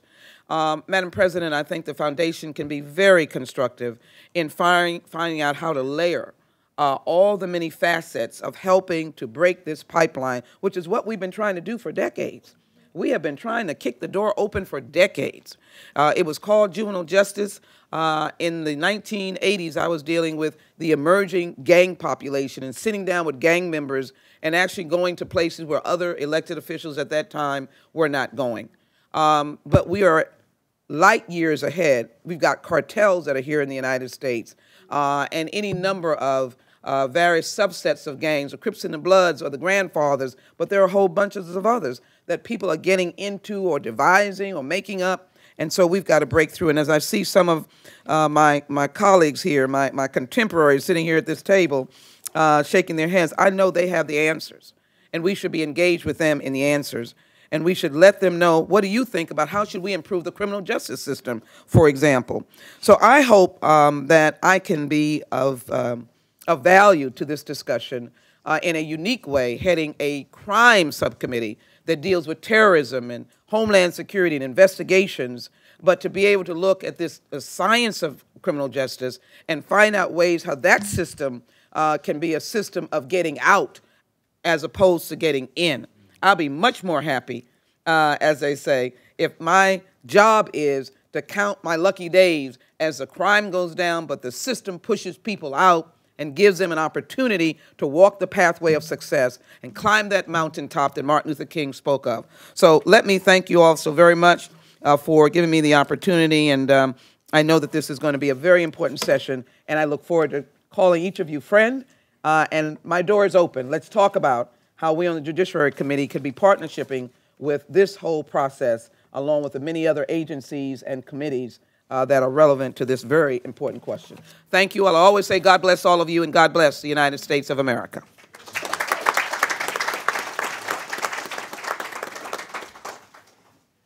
Thank you very much, Congresswoman Jackson Lee. We'll now hear from Dr. Russell Skiba.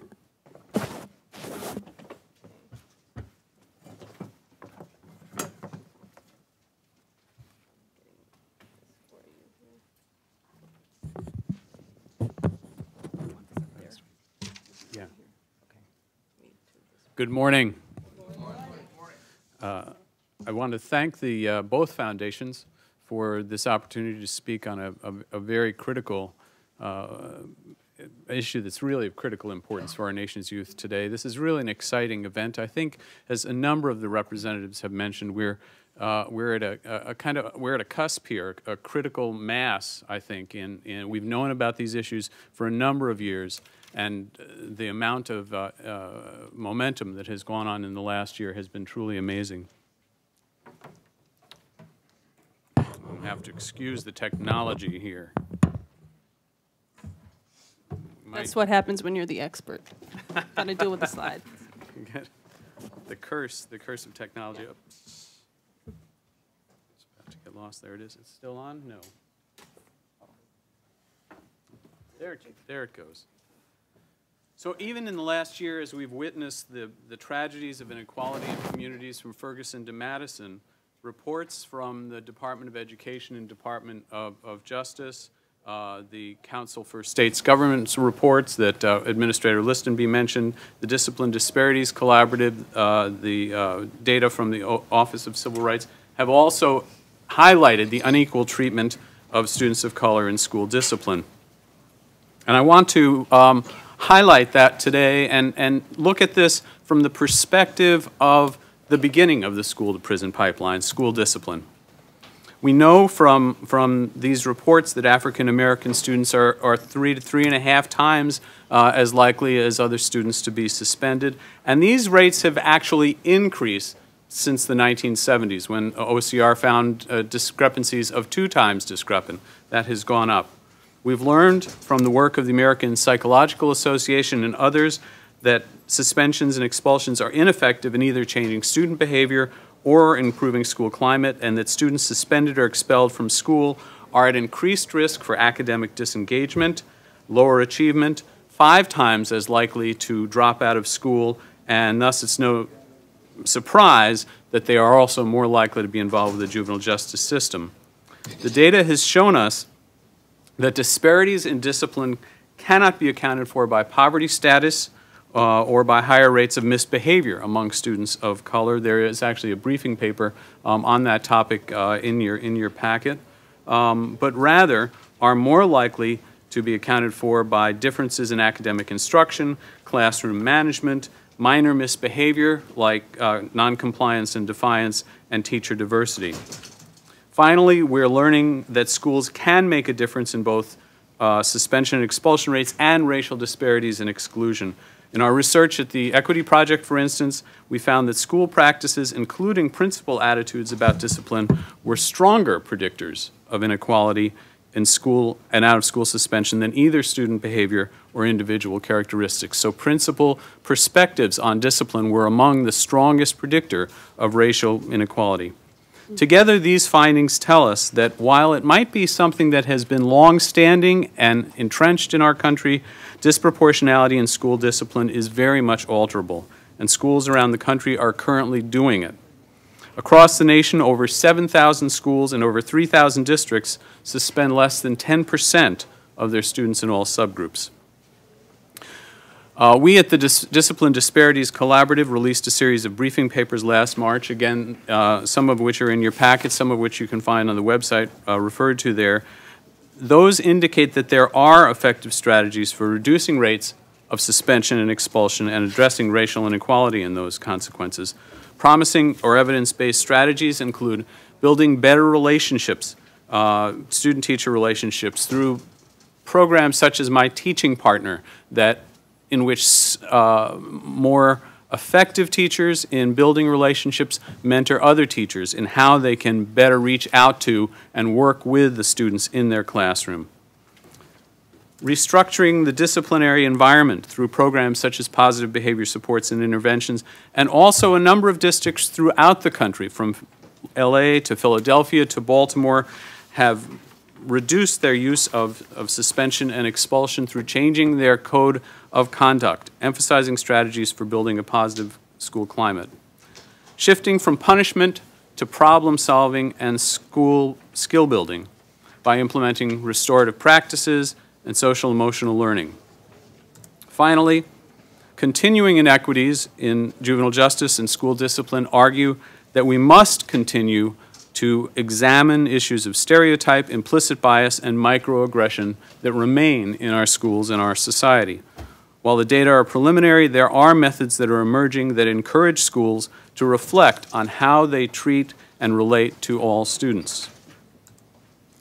In the face of recent important shifts in discipline policy at the federal, state, and district level, we are seeing changes in policy in states like Maryland, California, Massachusetts. We're seeing major districts like Denver, Syracuse, Baltimore, even New York, Philadelphia, and Chicago changing their codes of conduct. In the face of these recent important shifts, our challenge is to support schools and districts into translating policy into alternative and effective strategies at the local level.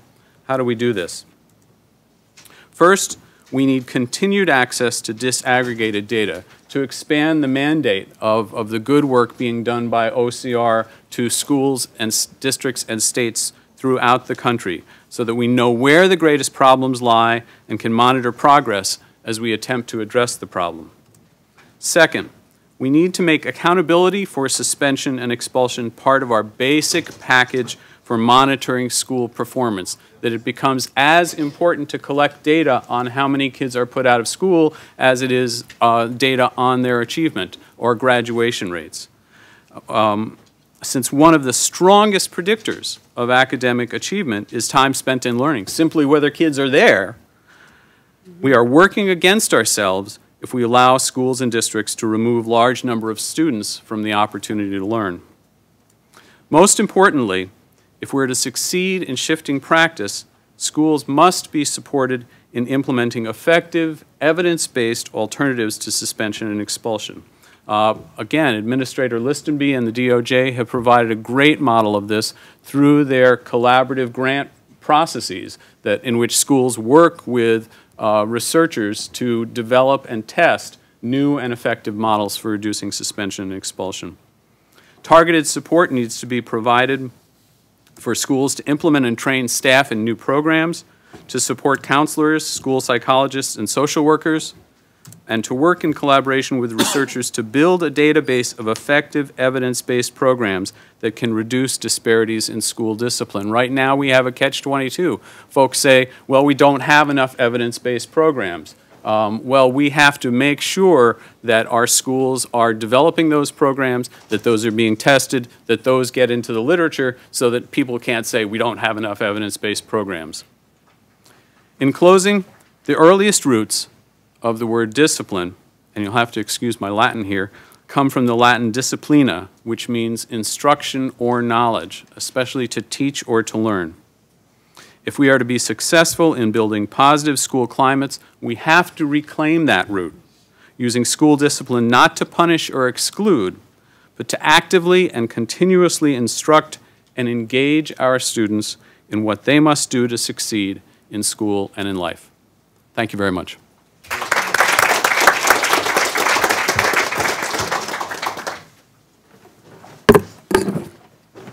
Great. Thank you, Dr. Skiba. I'd now like to turn it over to Mr. Scott Budnick, founder and president of the Anti-Recidivism Coalition. Thank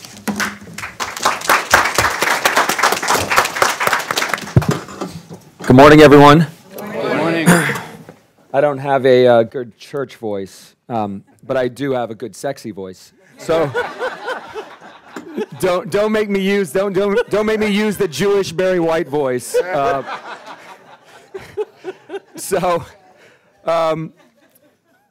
great to be here with you guys and to be in Washington, D.C. With this beautiful weather, actually. And a little bit of background. Everyone wonders why the producer of the Hangover movies is now obsessed with this subject. I'll just take it back. In 2003, I had produced some successful comedies, Road Trip, Old School, Starsky and Hutch, and felt completely lost.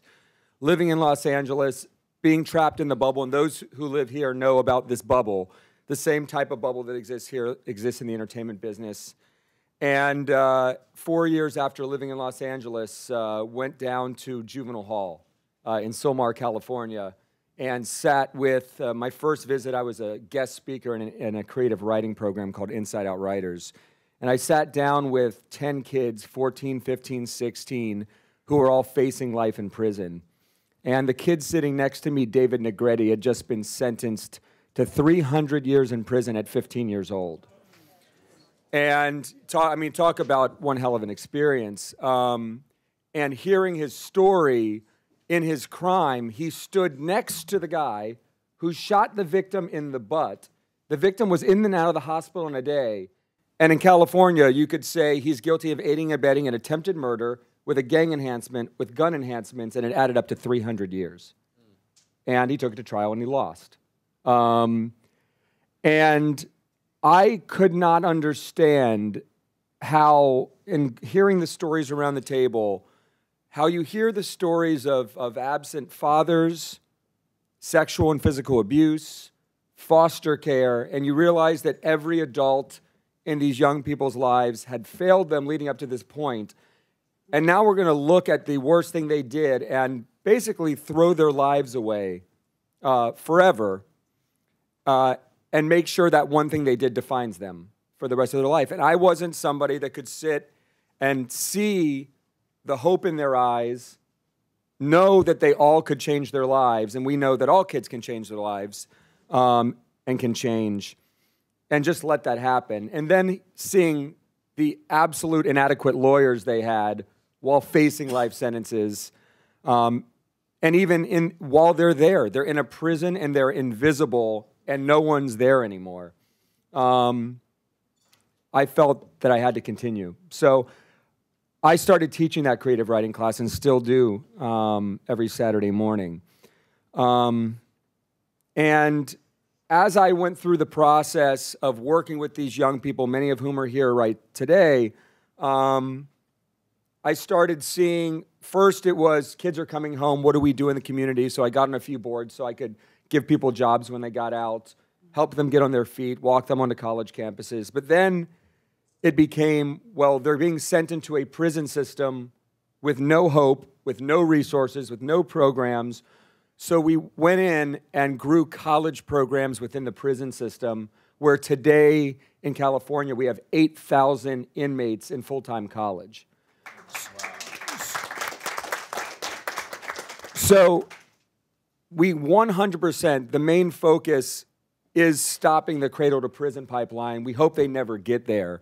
But I want to implore everyone that when they're there in these hopeless environments, where there aren't positive people in their lives, where the people they see every day are not showing them love, that we don't forget about them when they're there. And we realize that we will get as many people out and not have them see a prison ever, but the ones that are there, we can use that moment to give them the resources and the help and the love to send them in the right direction. And so I realized it took Governor Schwarzenegger cutting $300 million out of the budget about 5-6 years ago, and the college programs were cut. And my insane life was, I'm in the middle of producing The Hangover at Warner Brothers, and one calls Steven Spielberg, and the next call is a collect call from an inmate whose entire identity has been shattered because they have gone from gang member to college student, and that was their path, and now everything was lost. And what crystallized to me was we took a lot of the men and women who had gotten out and had started college on the inside and were now in community colleges and four-year universities in the community. And we got them on, and once again, I was able to, with the kind of entertainment pedestal, able to get the president of the Senate on the phone and ask him if he would get on the phone with these young men and women and listen to their testimony about how much this program in prison helped. And in a 20-minute phone call with their testimony, $2 million was restored in the budget and the college program was saved. And so that was the first moment where the light went off. And then we went up to Sacramento because there was a bill. We're the only country in the world other than Somalia that sentences kids to die in prison. The only country. And a bill in the California legislature had been stalled and had failed for 6 years in a row that was literally taking children that received life without parole and giving them a parole hearing after 25 years. That simple bill, no guarantee they're coming home, but just give them an opportunity to go to the parole board. And for 6 years in a row, some hardline Republicans and some chicken shit Democrats would not vote for the bill. And in one session, with these guys coming up to Sacramento and saying, here's who I was at 14 years old, here's what I did when I went to prison, not what the system did, but here's the choices I made to change my life when I went to prison, and this is what I'm doing now. We had a doctor, a cardiologist, who was in prison, firefighters, paramedics, architects, engineers.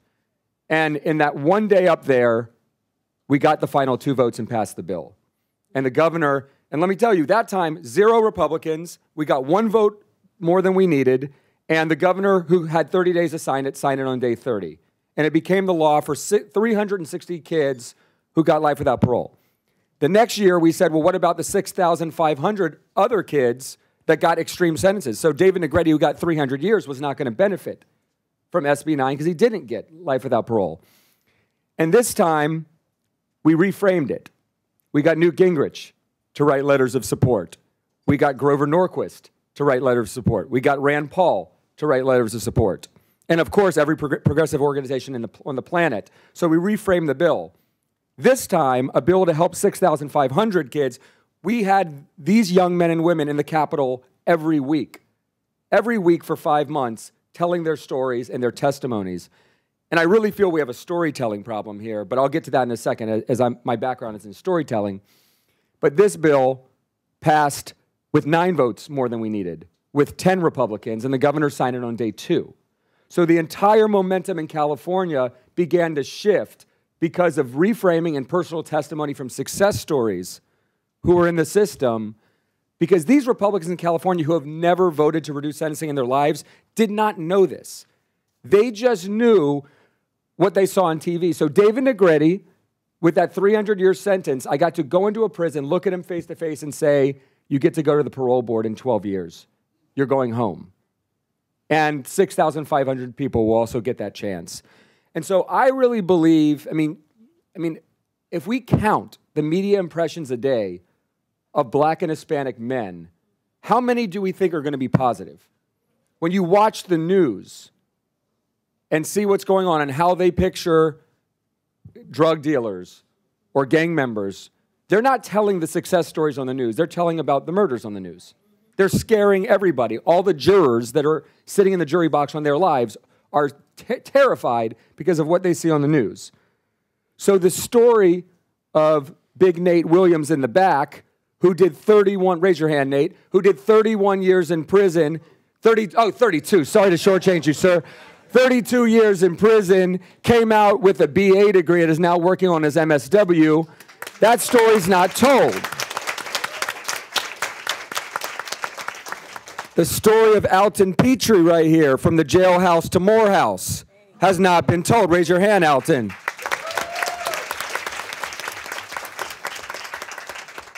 David Garnica, am I shortchanging you, 23 years? 23 years in prison and 6 AA degrees later. No one's made the movie about David Garnica's life. So I really feel, and raise your hand, all the others who are in community college or university right now. So those stories are not,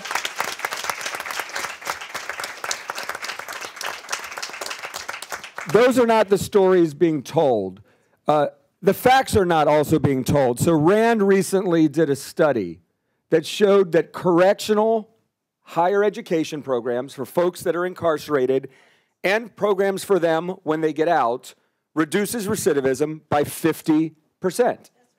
And for every dollar you spend on a correctional education program, you save $5 on reduced recidivism and people not coming back to the system. So even to fiscal conservatives, this should make sense.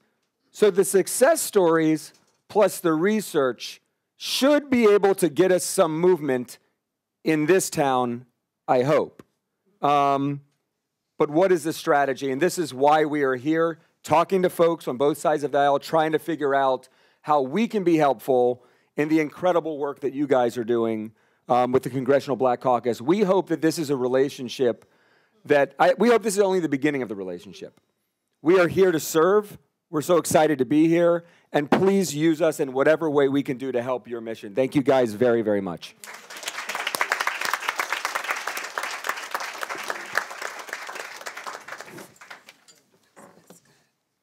Thank you so much to all of our panelists.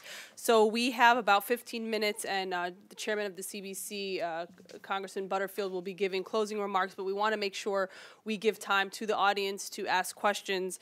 I have several, and all of you your stories sort of complement one another. I think I'll begin, and then if we can get a microphone, and let Muriel Cooper there know if you have a question, so we can get some questions in here.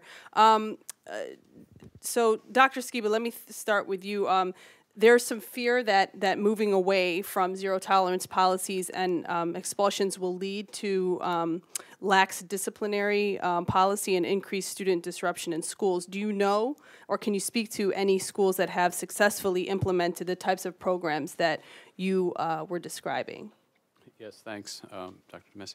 Yes, there are a number of those programs. Davidson Middle School in San Rafael, California, implemented a conflict resolution and suspension diversion program. They reduced their suspensions from 375 to less than 40 in 2014. Some of you have seen Fenger Academy Middle School, one of the toughest schools in Chicago, highlighted on the series in Chicagoland for its dramatic turnaround. They implemented restorative practices, school counseling by social workers and school psychologists, a dropout and violence prevention program targeted at African American males, and they reported dramatic reductions in suspension and expulsion, school arrest, and increased graduation. Garfield High School in Los Angeles put in place positive behavior supports and a parent volunteer program. They reduced their suspensions from 683 in 2008 to 0 in 2014, and actually were disappointed last year because they actually had one suspension during that year. And they increased their graduation rate from 62% to over 87% during that time. And this is in a very tough neighborhood in East LA that had serious gang problems and serious fighting problems at their school. These aren't isolated incidents, but they are part of a pattern of research that shows, contrary to these beliefs, actually reducing suspensions and putting alternatives into place increases feelings of school safety. The Chicago Consortium on Research found that when you matched schools demographically in Chicago, even among the toughest areas demographically, the schools with the lower rates of school suspension and more prevention were rated more safe by the students in that school. And that was stronger than rates of community violence or poverty in predicting that. So in fact, I think we are seeing that schools that put in place these alternatives actually are increasing their safety. Great. Thank you for that. And I do encourage everyone to take a look at the information that he's provided in the packet, very dispelling sort of the myths and the facts of really what predictors explain, you know, why we have the disproportionate rates we do. And we will also, on that same website, be having a listing of schools and districts throughout the country that are engaging in these programs. So that's on the Disciplinary Disparities Collaborative website. Great, great. Thank you. All right, let's turn to the audience. The number of questions. So how about here in the green? Thank you. And state your name and affiliation, and please keep your question brief so we can get as many in. Thank you. Hi. Good morning. I'm Reverend Angelique Walker-Smith from Bread for the World. I really want to thank all the panelists for your presentations this morning. That's the first thing I want to say. And having worked in the prison with women for many years, I want to really say thank you to all the young people that are here that made it out. I mean, that's such a, I'm sorry, that's a praise report right there. Yes. I just had to say that. But having worked primarily with women for many years on behalf of the faith community, and I'm particularly happy to have Shay here and then Ms. Camilla, who are kind of bringing up the front around the women's issue. I'd like to hear you say more, particularly, whoever would like, who hasn't spoken to that, around the particularity of young women relative to this whole discussion. I'm hearing bits and pieces, and a couple have hinted at it, but I'd like to hear a little bit more about that, if you don't mind. Thank you very much. Thank you. You want to? I'll say a little bit, but I'll yield to you. Okay. So first and foremost, we heard a statistic about the rates at which young men are likely to be suspended in comparison to their white counterparts. But the NWLC and NAACP Legal Defense Fund recently issued a report around issues related to girls of color, as well as the African American Policy Forum. And what you see is more stark, that black girls are 6 times more likely to be suspended than white boys, right? And so this is not an either or. Right now, people want to do what's sexy and be connected to the White House and the My Brother's Keeper initiative, and they ought to do that. There is no question about it. But they simultaneously can look at the same data and see how young women of color are also suffering disproportionately. And I want to encourage us to really think about, as it relates to young women, how sometimes the school-to-prison pipeline manifests a little bit differently. So Shay and I are sitting here at this table, but some young women are pushed into other prisons that include human trafficking. in prisons inside of their own communities where they become invisible to others and policies aren't being implemented to ensure that when they're pushed out onto the street, while they may not be picked up in a police car, they are sometimes picked up in other cars that drive them to their demise, right? So there's a lot of work that we can be doing and really being thoughtful about breaking down barriers, so strategies that happen at schools and in communities as students enter the school system are great, but we really need to focus on the career and early childhood. Organizations like Casey using the two-generation strategy where we are simultaneously preparing parents to care for their boys and girls while we are ensuring that the children are okay, because the school-to-prison pipeline is a pipeline not when kids get into school. Schools are not institutions on their own. It's a part of housing. It's a part of jobs and poverty. It is not just about the school to address this issue. So if we're making sure that if we want to make sure the pipeline is broken down for boys and for girls, we certainly need to start at the cradle, if not in and before the womb. But we should not negate the fact that girls suffer disproportionately as well, and they are placed into prisons that don't look like traditional four-wall institutions. So it's important that we address their issues, not either or, but both and. Ashley, did you want to? Yeah, I do want to chime in. So my sixth grade expulsion only introduced me into the juvenile justice system, but when I was 15 years old, I was fighting a murder case. Prior to my incarceration for that case, I was in a domestically violent relationship with my boyfriend, and at that time, I took the charge for a murder that he actually committed.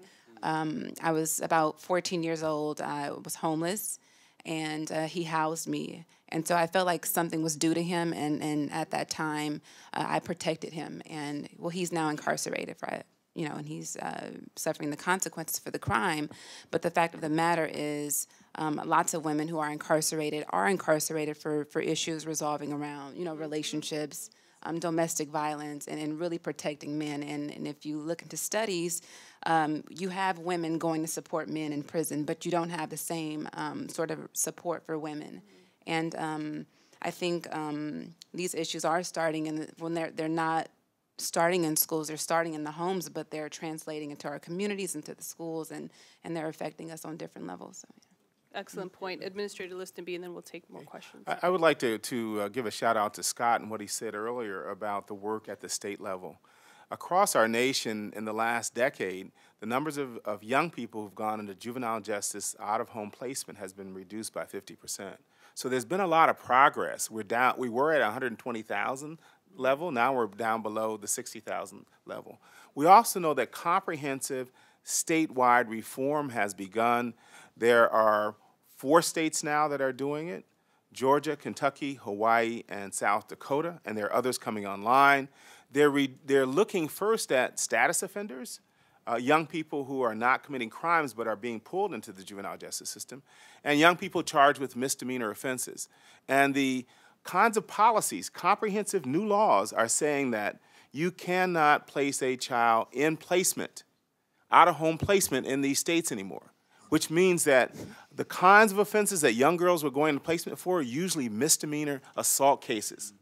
You push somebody, get in a fight with your mom, your dad, your boyfriend, your girlfriend, you go into juvenile justice, and you often go deep into the system on a simple assault. So there's progress being made. We're supporting, under the direction of Attorney General Holder, Smart on Juvenile Justice, which is a part of his Smart on Crime initiative.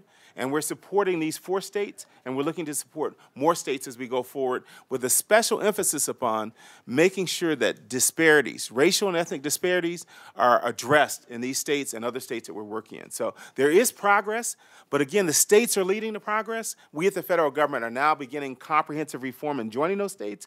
But I would say, look at your state and see what your state has been doing. Some states have been making fantastic progress, and you can join in efforts at the local level. We are at the federal level, and we're trying to help now to make sure it's a comprehensive national effort. Great. I see Mr. Budnick wants. Let me add one thing. When I taught the girls' class 10 years ago, and still, the 2 things that I teach a creative writing class, so they really open up. The 2 things that have been the same for a decade are, number one, virtually they all are there because of something a guy did. And number two, almost all of them have been raped, and most by their own family, by own family members. And it's the common theme in every writing assignment we do every day.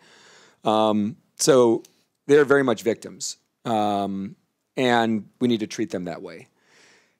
And in California, and I think this is something the Congressional Black Caucus could really get behind and push, because there's so much momentum here right now around looking at sex-trafficked girls and girls who go into prostitution at a very young age, and looking at them as victims and not as offenders, and not having any type of criminal liability follow them.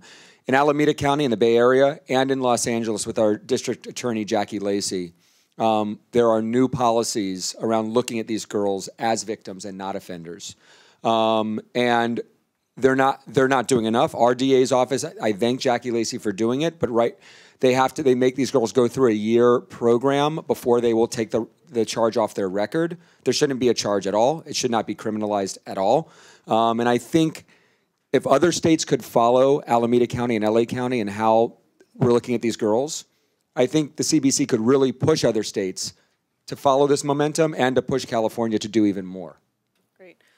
So why don't we do this just in the interest of time? If you have a question, can you please, we'll take this one here, and for those of you who are around here, the sides, if you could head back there so we can, get them quicker, that would be wonderful. Thank you.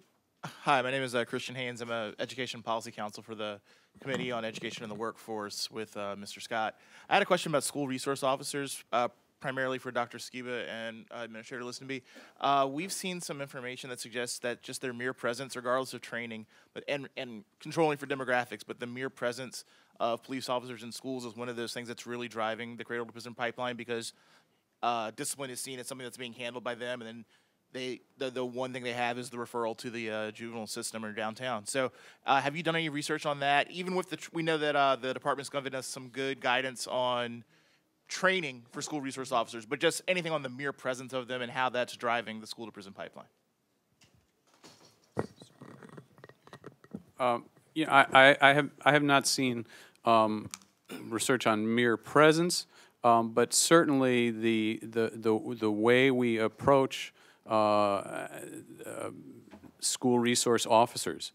Is this meant to be a law enforcement punishment, or is this meant to be part of a team? And there's some very good guidance in the federal guidance package from last January about the things that make for an effective presence, these are school resource officers who are well trained in developmental issues, who are well trained in conflict resolution, who are part of a team, who oftentimes school resource officers are viewed as separate, that even the school administrator doesn't have any control over what they do. I'm aware of one incident where a school administrator was actually arrested for trying to intervene when a resource officer was trying to arrest a student.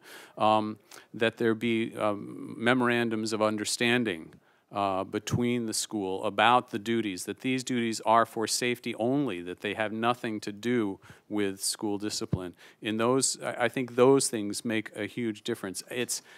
There's been such momentum in the wake of Newtown for school resource officers. Sometimes it seems to me we aren't going to eliminate the presence of school resource officers. What we need to do is to make sure that we put in place models to make sure that those resource officers are not seen as a punitive juvenile justice influence, but rather part of a comprehensive school team that's reaching out to improve a positive school climate for all kids. All right, I want to pause for a moment. We will return to questions, but I do want to introduce the chairman of the Congressional Black Caucus, G.K. Butterfield, sworn into this position in the 114th Congress. He has made criminal justice reform one of the pillars of his agenda. Please put your hands together for Chairman G.K. Butterfield. Thank you and good morning. Good morning, sir. Let me just begin by giving a shout out to the Congressional Black Caucus Foundation. People oftentimes confuse the CBC with the CBCF, and so I always like to make the distinction because it is an important distinction. The CBC does not control the work of the Congressional Black Caucus Foundation, and vice versa. The foundation does not control our work. We are friends, we are allies, we coexist, but we are separate entities. And so I want to thank the foundation, A. Shawnice Washington, and Congressman Shaka Fattah, and all of you who work for the foundation for all of the work that you do to make it a reality. I don't know my role today. I saw somewhere on one of the programs it said closing remarks, and certainly this is not the close of your program, and so I thank you for advancing me on the agenda today, because Wednesday is the busiest day of the week for members of Congress. I started off at 7:30 this morning making a keynote address to the National Urban League breakfast, and that was a good event, and went to the office for a few minutes, and here I am at your breakfast freezing to death. I don't know who is in charge of the climate today, but you failed this grade. But anyway, that's your business. That's your business, and it's not my business. But let me get serious for a moment. I won't hold you long, but first of all, let me bring greetings to you from the 46 men and women of the Congressional Black Caucus. We are the largest caucus in our history. We were founded in 1971 with 13 members at that time, and now we have 46 African Americans in Congress who have chosen to affiliate with the Congressional Black Caucus. Among our number, we have 20 of those who are female members, and that's a record within itself. We hail from 20 states, in addition to the District of Columbia and the Virgin Islands, representing more than 30 million people. Half of those, at least half of those, are African American. And so we have an enormous responsibility as we come to Washington each week to try to do this work.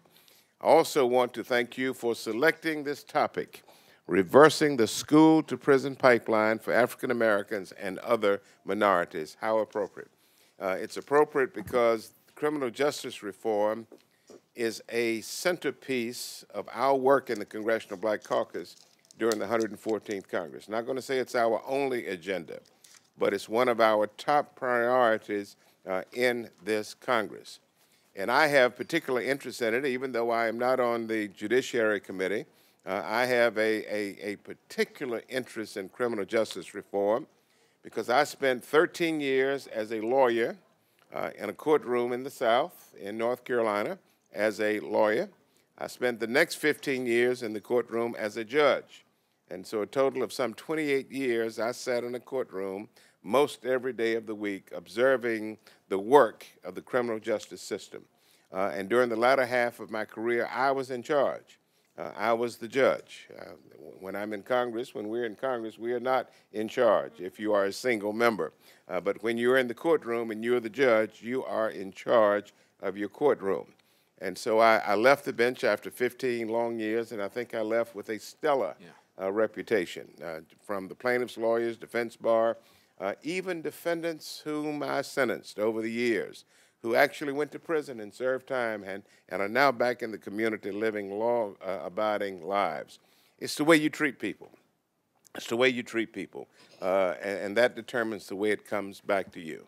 Hardly a weekend that I go home from Washington and put on my shorts and my flip-flops and my T-shirt and my ball cap and make my way around town. Hardly a weekend do I not encounter some former defendant that I sentenced down through the years. And most of the time, they come up to me and say something like this: "You remember me?" "No, I don't." But let me tell you my experience with you. And they start telling me how I would say to them how disappointed I was in their behavior, and how disappointed their families must be and their community must be, and that's what I would say to defendants. You know, I would connect them to the community. They are more than an individual. They are part of a family. They are part of a community, and I always remind the defendants that they are a reflection of their ancestors. And when I made that type of speech, most of the time it connected.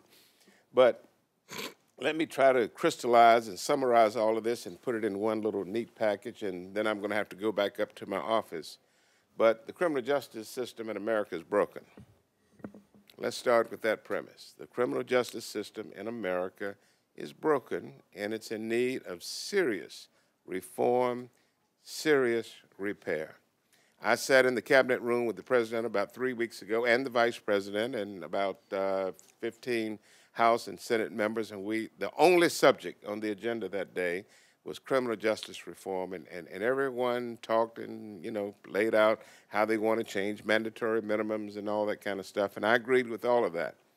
But when it came my turn, I said, Mr. President, Mr. Vice President, thank you for this meeting today, but 98% of the offenders in my community who face the criminal justice system are not in the federal court, they're in the state court. And we've got to find a way to use the power and the reach of the federal government to reach into the states and to incentivize the states into reforming their criminal justice system. Those of you who are lawyers in the room and scholars, you know that generally speaking, the federal government cannot tell a state how to run its criminal justice system. But we've learned over the years that there are creative ways in which the federal government can do it. We can withhold funding, and we can do a lot of stuff. We can incentivize. We can give more money to a state for a project if they're willing to do it. But our system is broken. It's broken from the day someone calls 911 and reports a crime, and the cruisers go out into the hood, into the neighborhood, and start looking for so-called suspects. The call to 911 might be an African-American male, about 5'6", with a beard, with a red shirt on, and the cruiser goes into the community and finds the first person that matches that description, and does the handcuff thing, puts him on the ground, and, you know, all of the, you know what happens, and takes him to jail and puts him in an interrogation room, and oftentimes they're 16 or 17 years old, dropped out of school in the 9th or 10th grade. They're sitting in an interrogation room, and they've got 5 or 6 police officers around them, you know, asking all of these questions. And a lot of times they're confessions, a lot of times they're forced confessions, but it actually happens in the real world. Then the police officers have to decide whether to charge or not to charge. It's what I call police discretion. And so remember, this whole criminal justice reform is not just about prosecutors, it's not just about police, or magistrates, it's about the whole system. But then the decision has to be made whether or not to charge this 16-year-old with this offense of breaking or entering that may have been reported to the police. Well, the decision is made, and by the time the warrants come down from the magistrate or whoever is the issuing authority, not only is this poor 16-year-old 9th grade dropout charged with breaking or entering, he's charged with burglary. Where they find burglary, I don't know. Burglary means breaking into a home in the nighttime when it's occupied, but somehow in these small communities, the law doesn't matter. And the defendant is charged with breaking and entering, and then this so-called burglary charge shows up, and then larceny. Then they find, you know, a 1/10 of a gram of cocaine in the pocket of the offender, and then when it gets on paper, it's a conspiracy to sell and deliver controlled substances, you know, for 1/10 of a gram.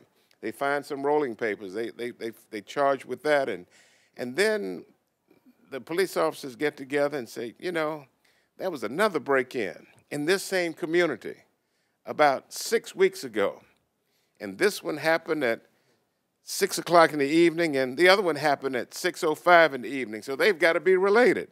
So they go into the file cabinet, they pull out this cold file of the B&E that was not resolved a few weeks earlier. They charge the defendant with that crime. And then it just cascades on and on and on. And then one police officer might say, well, this guy didn't stop fast enough when we put on our blue light, and so we're going to charge him with trying to elude law enforcement officers, you know, and reckless driving.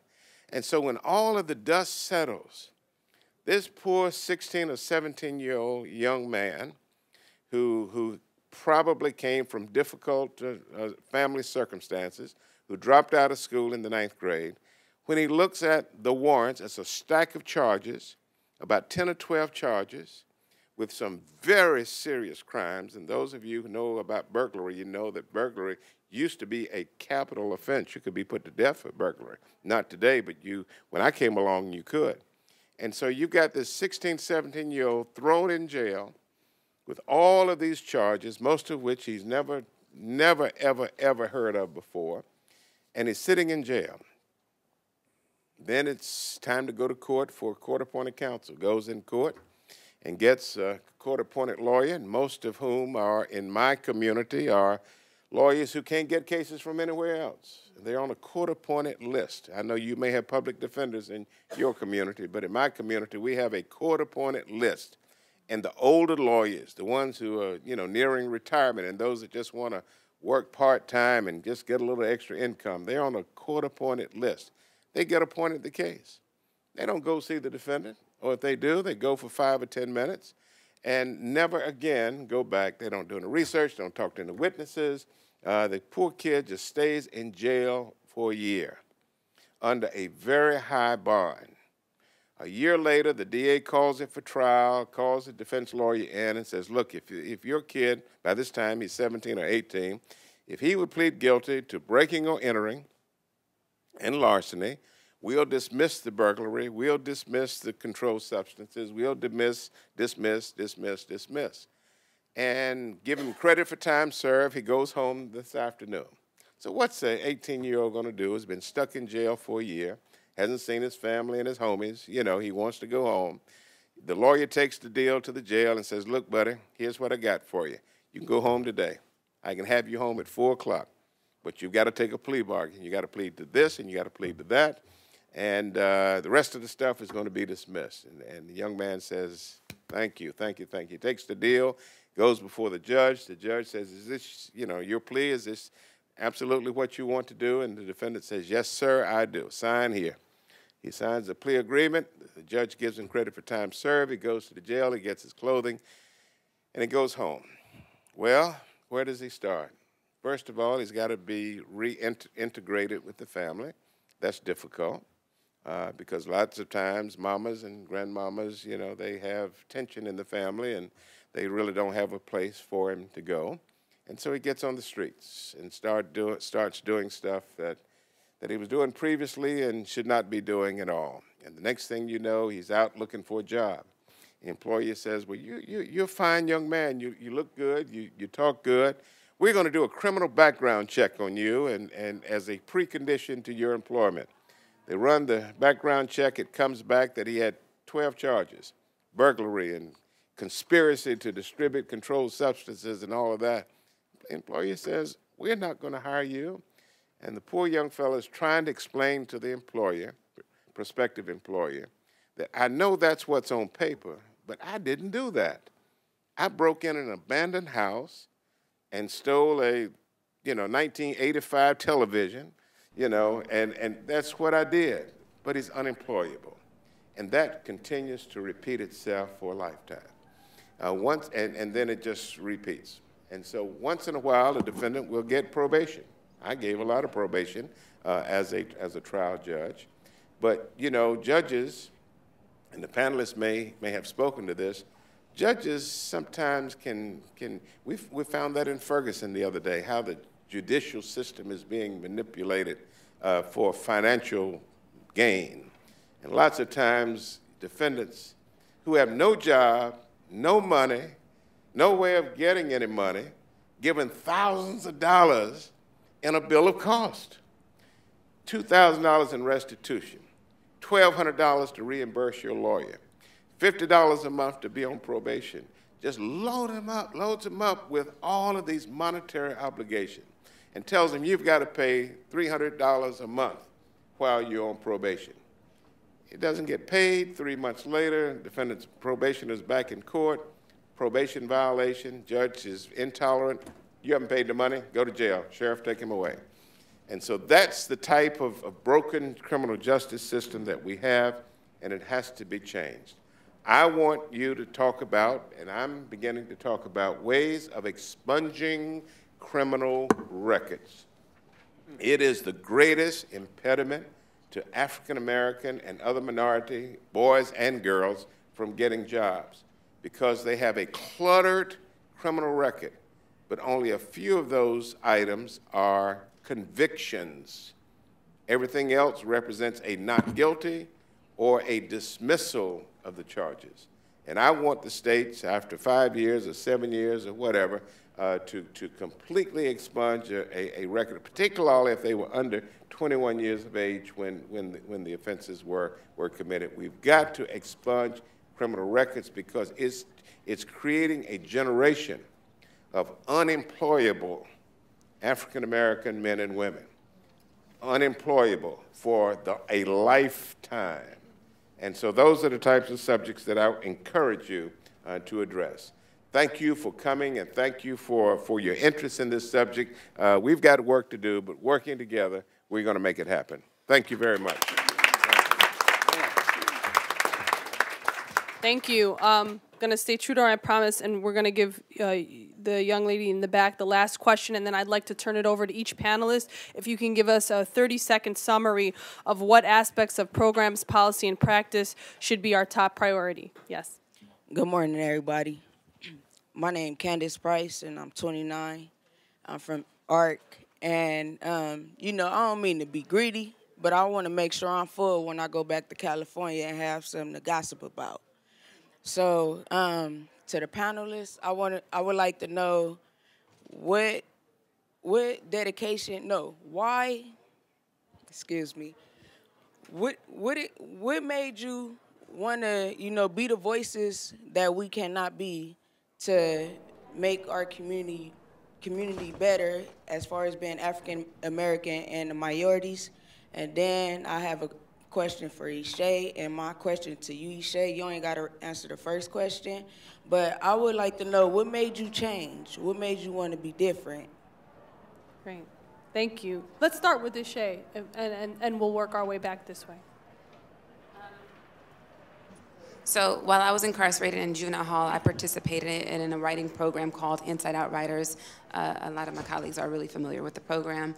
It's a program that offers a creative outlet for inmates. It allows us to express ourselves and find our voices. I also participated in some academic bowls, got my GED, and so it was in juvenile hall that I really built confidence to go out in the world and sort of pursue something better for myself. And I actually was released and I relapsed into the lifestyle, and I really experienced some difficulties with adjusting to, after being incarcerated, some substance abuse issues, and then I had mentor services that I took advantage of, and I think that's really what made me change, taking advantage of my support system. Yeah. Okay, Scott, if we can come down this way. In 30 seconds, you could either address the young lady's question, but also let us know sort of what are the takeaway points in terms of key aspects we should focus on with respect to reversing the school-to-prison pipeline, if you could summarize. I mean, Candace, I think just very simply, I'm not somebody that can witness injustice at this magnitude and go on with my life. So, I happily left the movie business for now to focus on this, and won't stop till we see a system that looks very different. Biggest takeaways, it's so funny. I mean, you listen to Shay, I think the biggest takeaway is how simple this should be, that if someone, every single person that talks about changing their life comes down to a person or a group of people that believed in them. And if we have that strong support system in their life, they're most likely not going to go into the system. If they get released from a prison and they have nobody, most likely they're coming right back. If they get released from a prison and have a strong support system, peer mentors, adult mentors, and are able to change the peer group and able to have adults that believe in them and love them, then they're most likely going to succeed. And you listen to Congressman Butterfield, and it is a really broken system, but the fix is not really that complicated. We just have to rally the people to do it. Thank you. Thanks, Scott. I'm similar to Scott. I think my commitment came from just seeing the injustice in data. we were doing work in 20 years ago now, looking at the over-suspension of kids with disabilities, and I just happened to be running demographics and looked at the over-representation and suspension and expulsion of African-American students, and it dwarfed the inequality for any other group. And people said, well, it's just because they're poor kids and they're coming in not understanding the system. They're coming from bad families, bad communities. And so I started running numbers, controlling for that. And those disparities persisted despite poverty, despite backgrounds of kids. It didn't matter whether black kids were poor or rich, coming from suburban communities or urban communities. Those disparities still existed. And that's, I think, kind of driven me since then. I think my takeaway on this is I think we need to be hold schools accountable. We need to have data, but we also need to be politically smart and understand that there's going to be pushback on this from schools, from administrators who feel like, you know, I can't do this, that there is going to be chaos. So we need to make sure that we help schools and administrators and teachers understand that these are effective programs, and we need to make sure that we're also advocating for support for them to put these new programs into place. What has driven me basically is that I represented hundreds and hundreds of young people over the years, both in expulsion, suspension hearings, and in court. And these were bright young people, and what they lacked was a sense of hope and a sense that somebody really cared about them. And so I've dedicated my life to showing them that I care about them. A lot of them that I've worked with over a number of years. I promised them that I would never, ever give up on them. And so that meant something to them, and it meant something to me, and it's something that I followed up on. I want everybody to know that change in the school systems is really possible. I've seen it happen because dedicated folks work at it, not for a week or a month or a year, but over a period of years. And through collaboration, my collaboration has been with prosecutors and law enforcement, defense attorneys and practitioners and educators. Getting educators to understand that they can produce better school climates that are more attractive to kids, that are more educationally oriented, is critical, and giving them the tools is critical. And that's what we're trying to do through the government. But at the most basic level, people need hope. They need some sense that this systems can change. And I have seen them change dramatically. One final example, Luzerne County, Pennsylvania. 4,000 kids went through the school-to-prison pipeline. Almost all of them were white.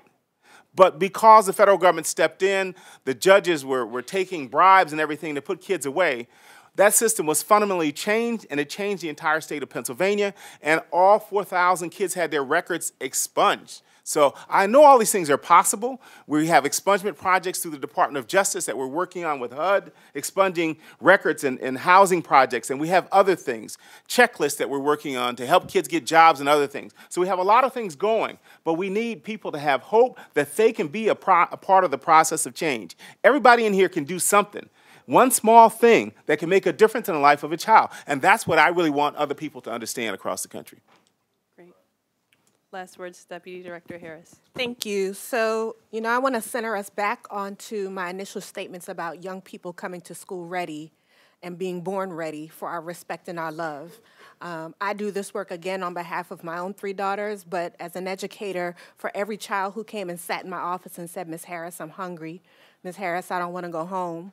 Ms. Harris, that teacher doesn't know how smart I am. I do this for them, right?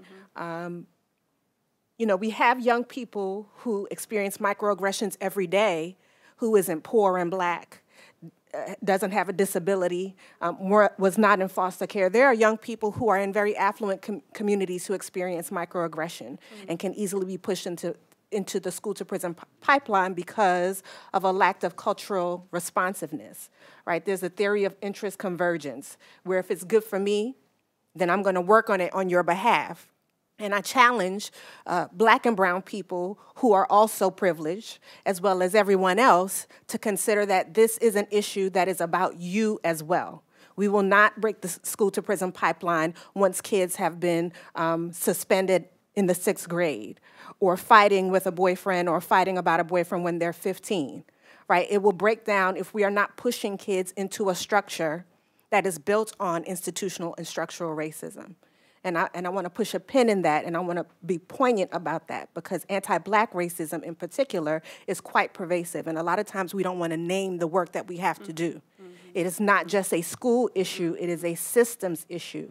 And if we recognize that all children, from the moment they are birthed, the moment they are conceived, are worthy of our love and respect, we will create systems to do that. Those 4,000 children had something that 4,000 children who don't look like them did not have the privilege of, right? And so we have to be conscious and name the work that we are working on, and then we will be able to break down the school-to-prison pipeline. So thank you for having me. Yes, thank you for your eloquent comments to all of you. And I mean, part of the challenge we have is also framing and prioritizing this particular issue in regards to every other public policy issue of the day, because an investment in these populations is an investment in our future. So you really can't have a conversation about economic opportunity, employment, without talking about young folks who are denied that opportunity from a young age to actually make our economy and country better. And so the foundation takes these issues seriously. We'll be taking these comments and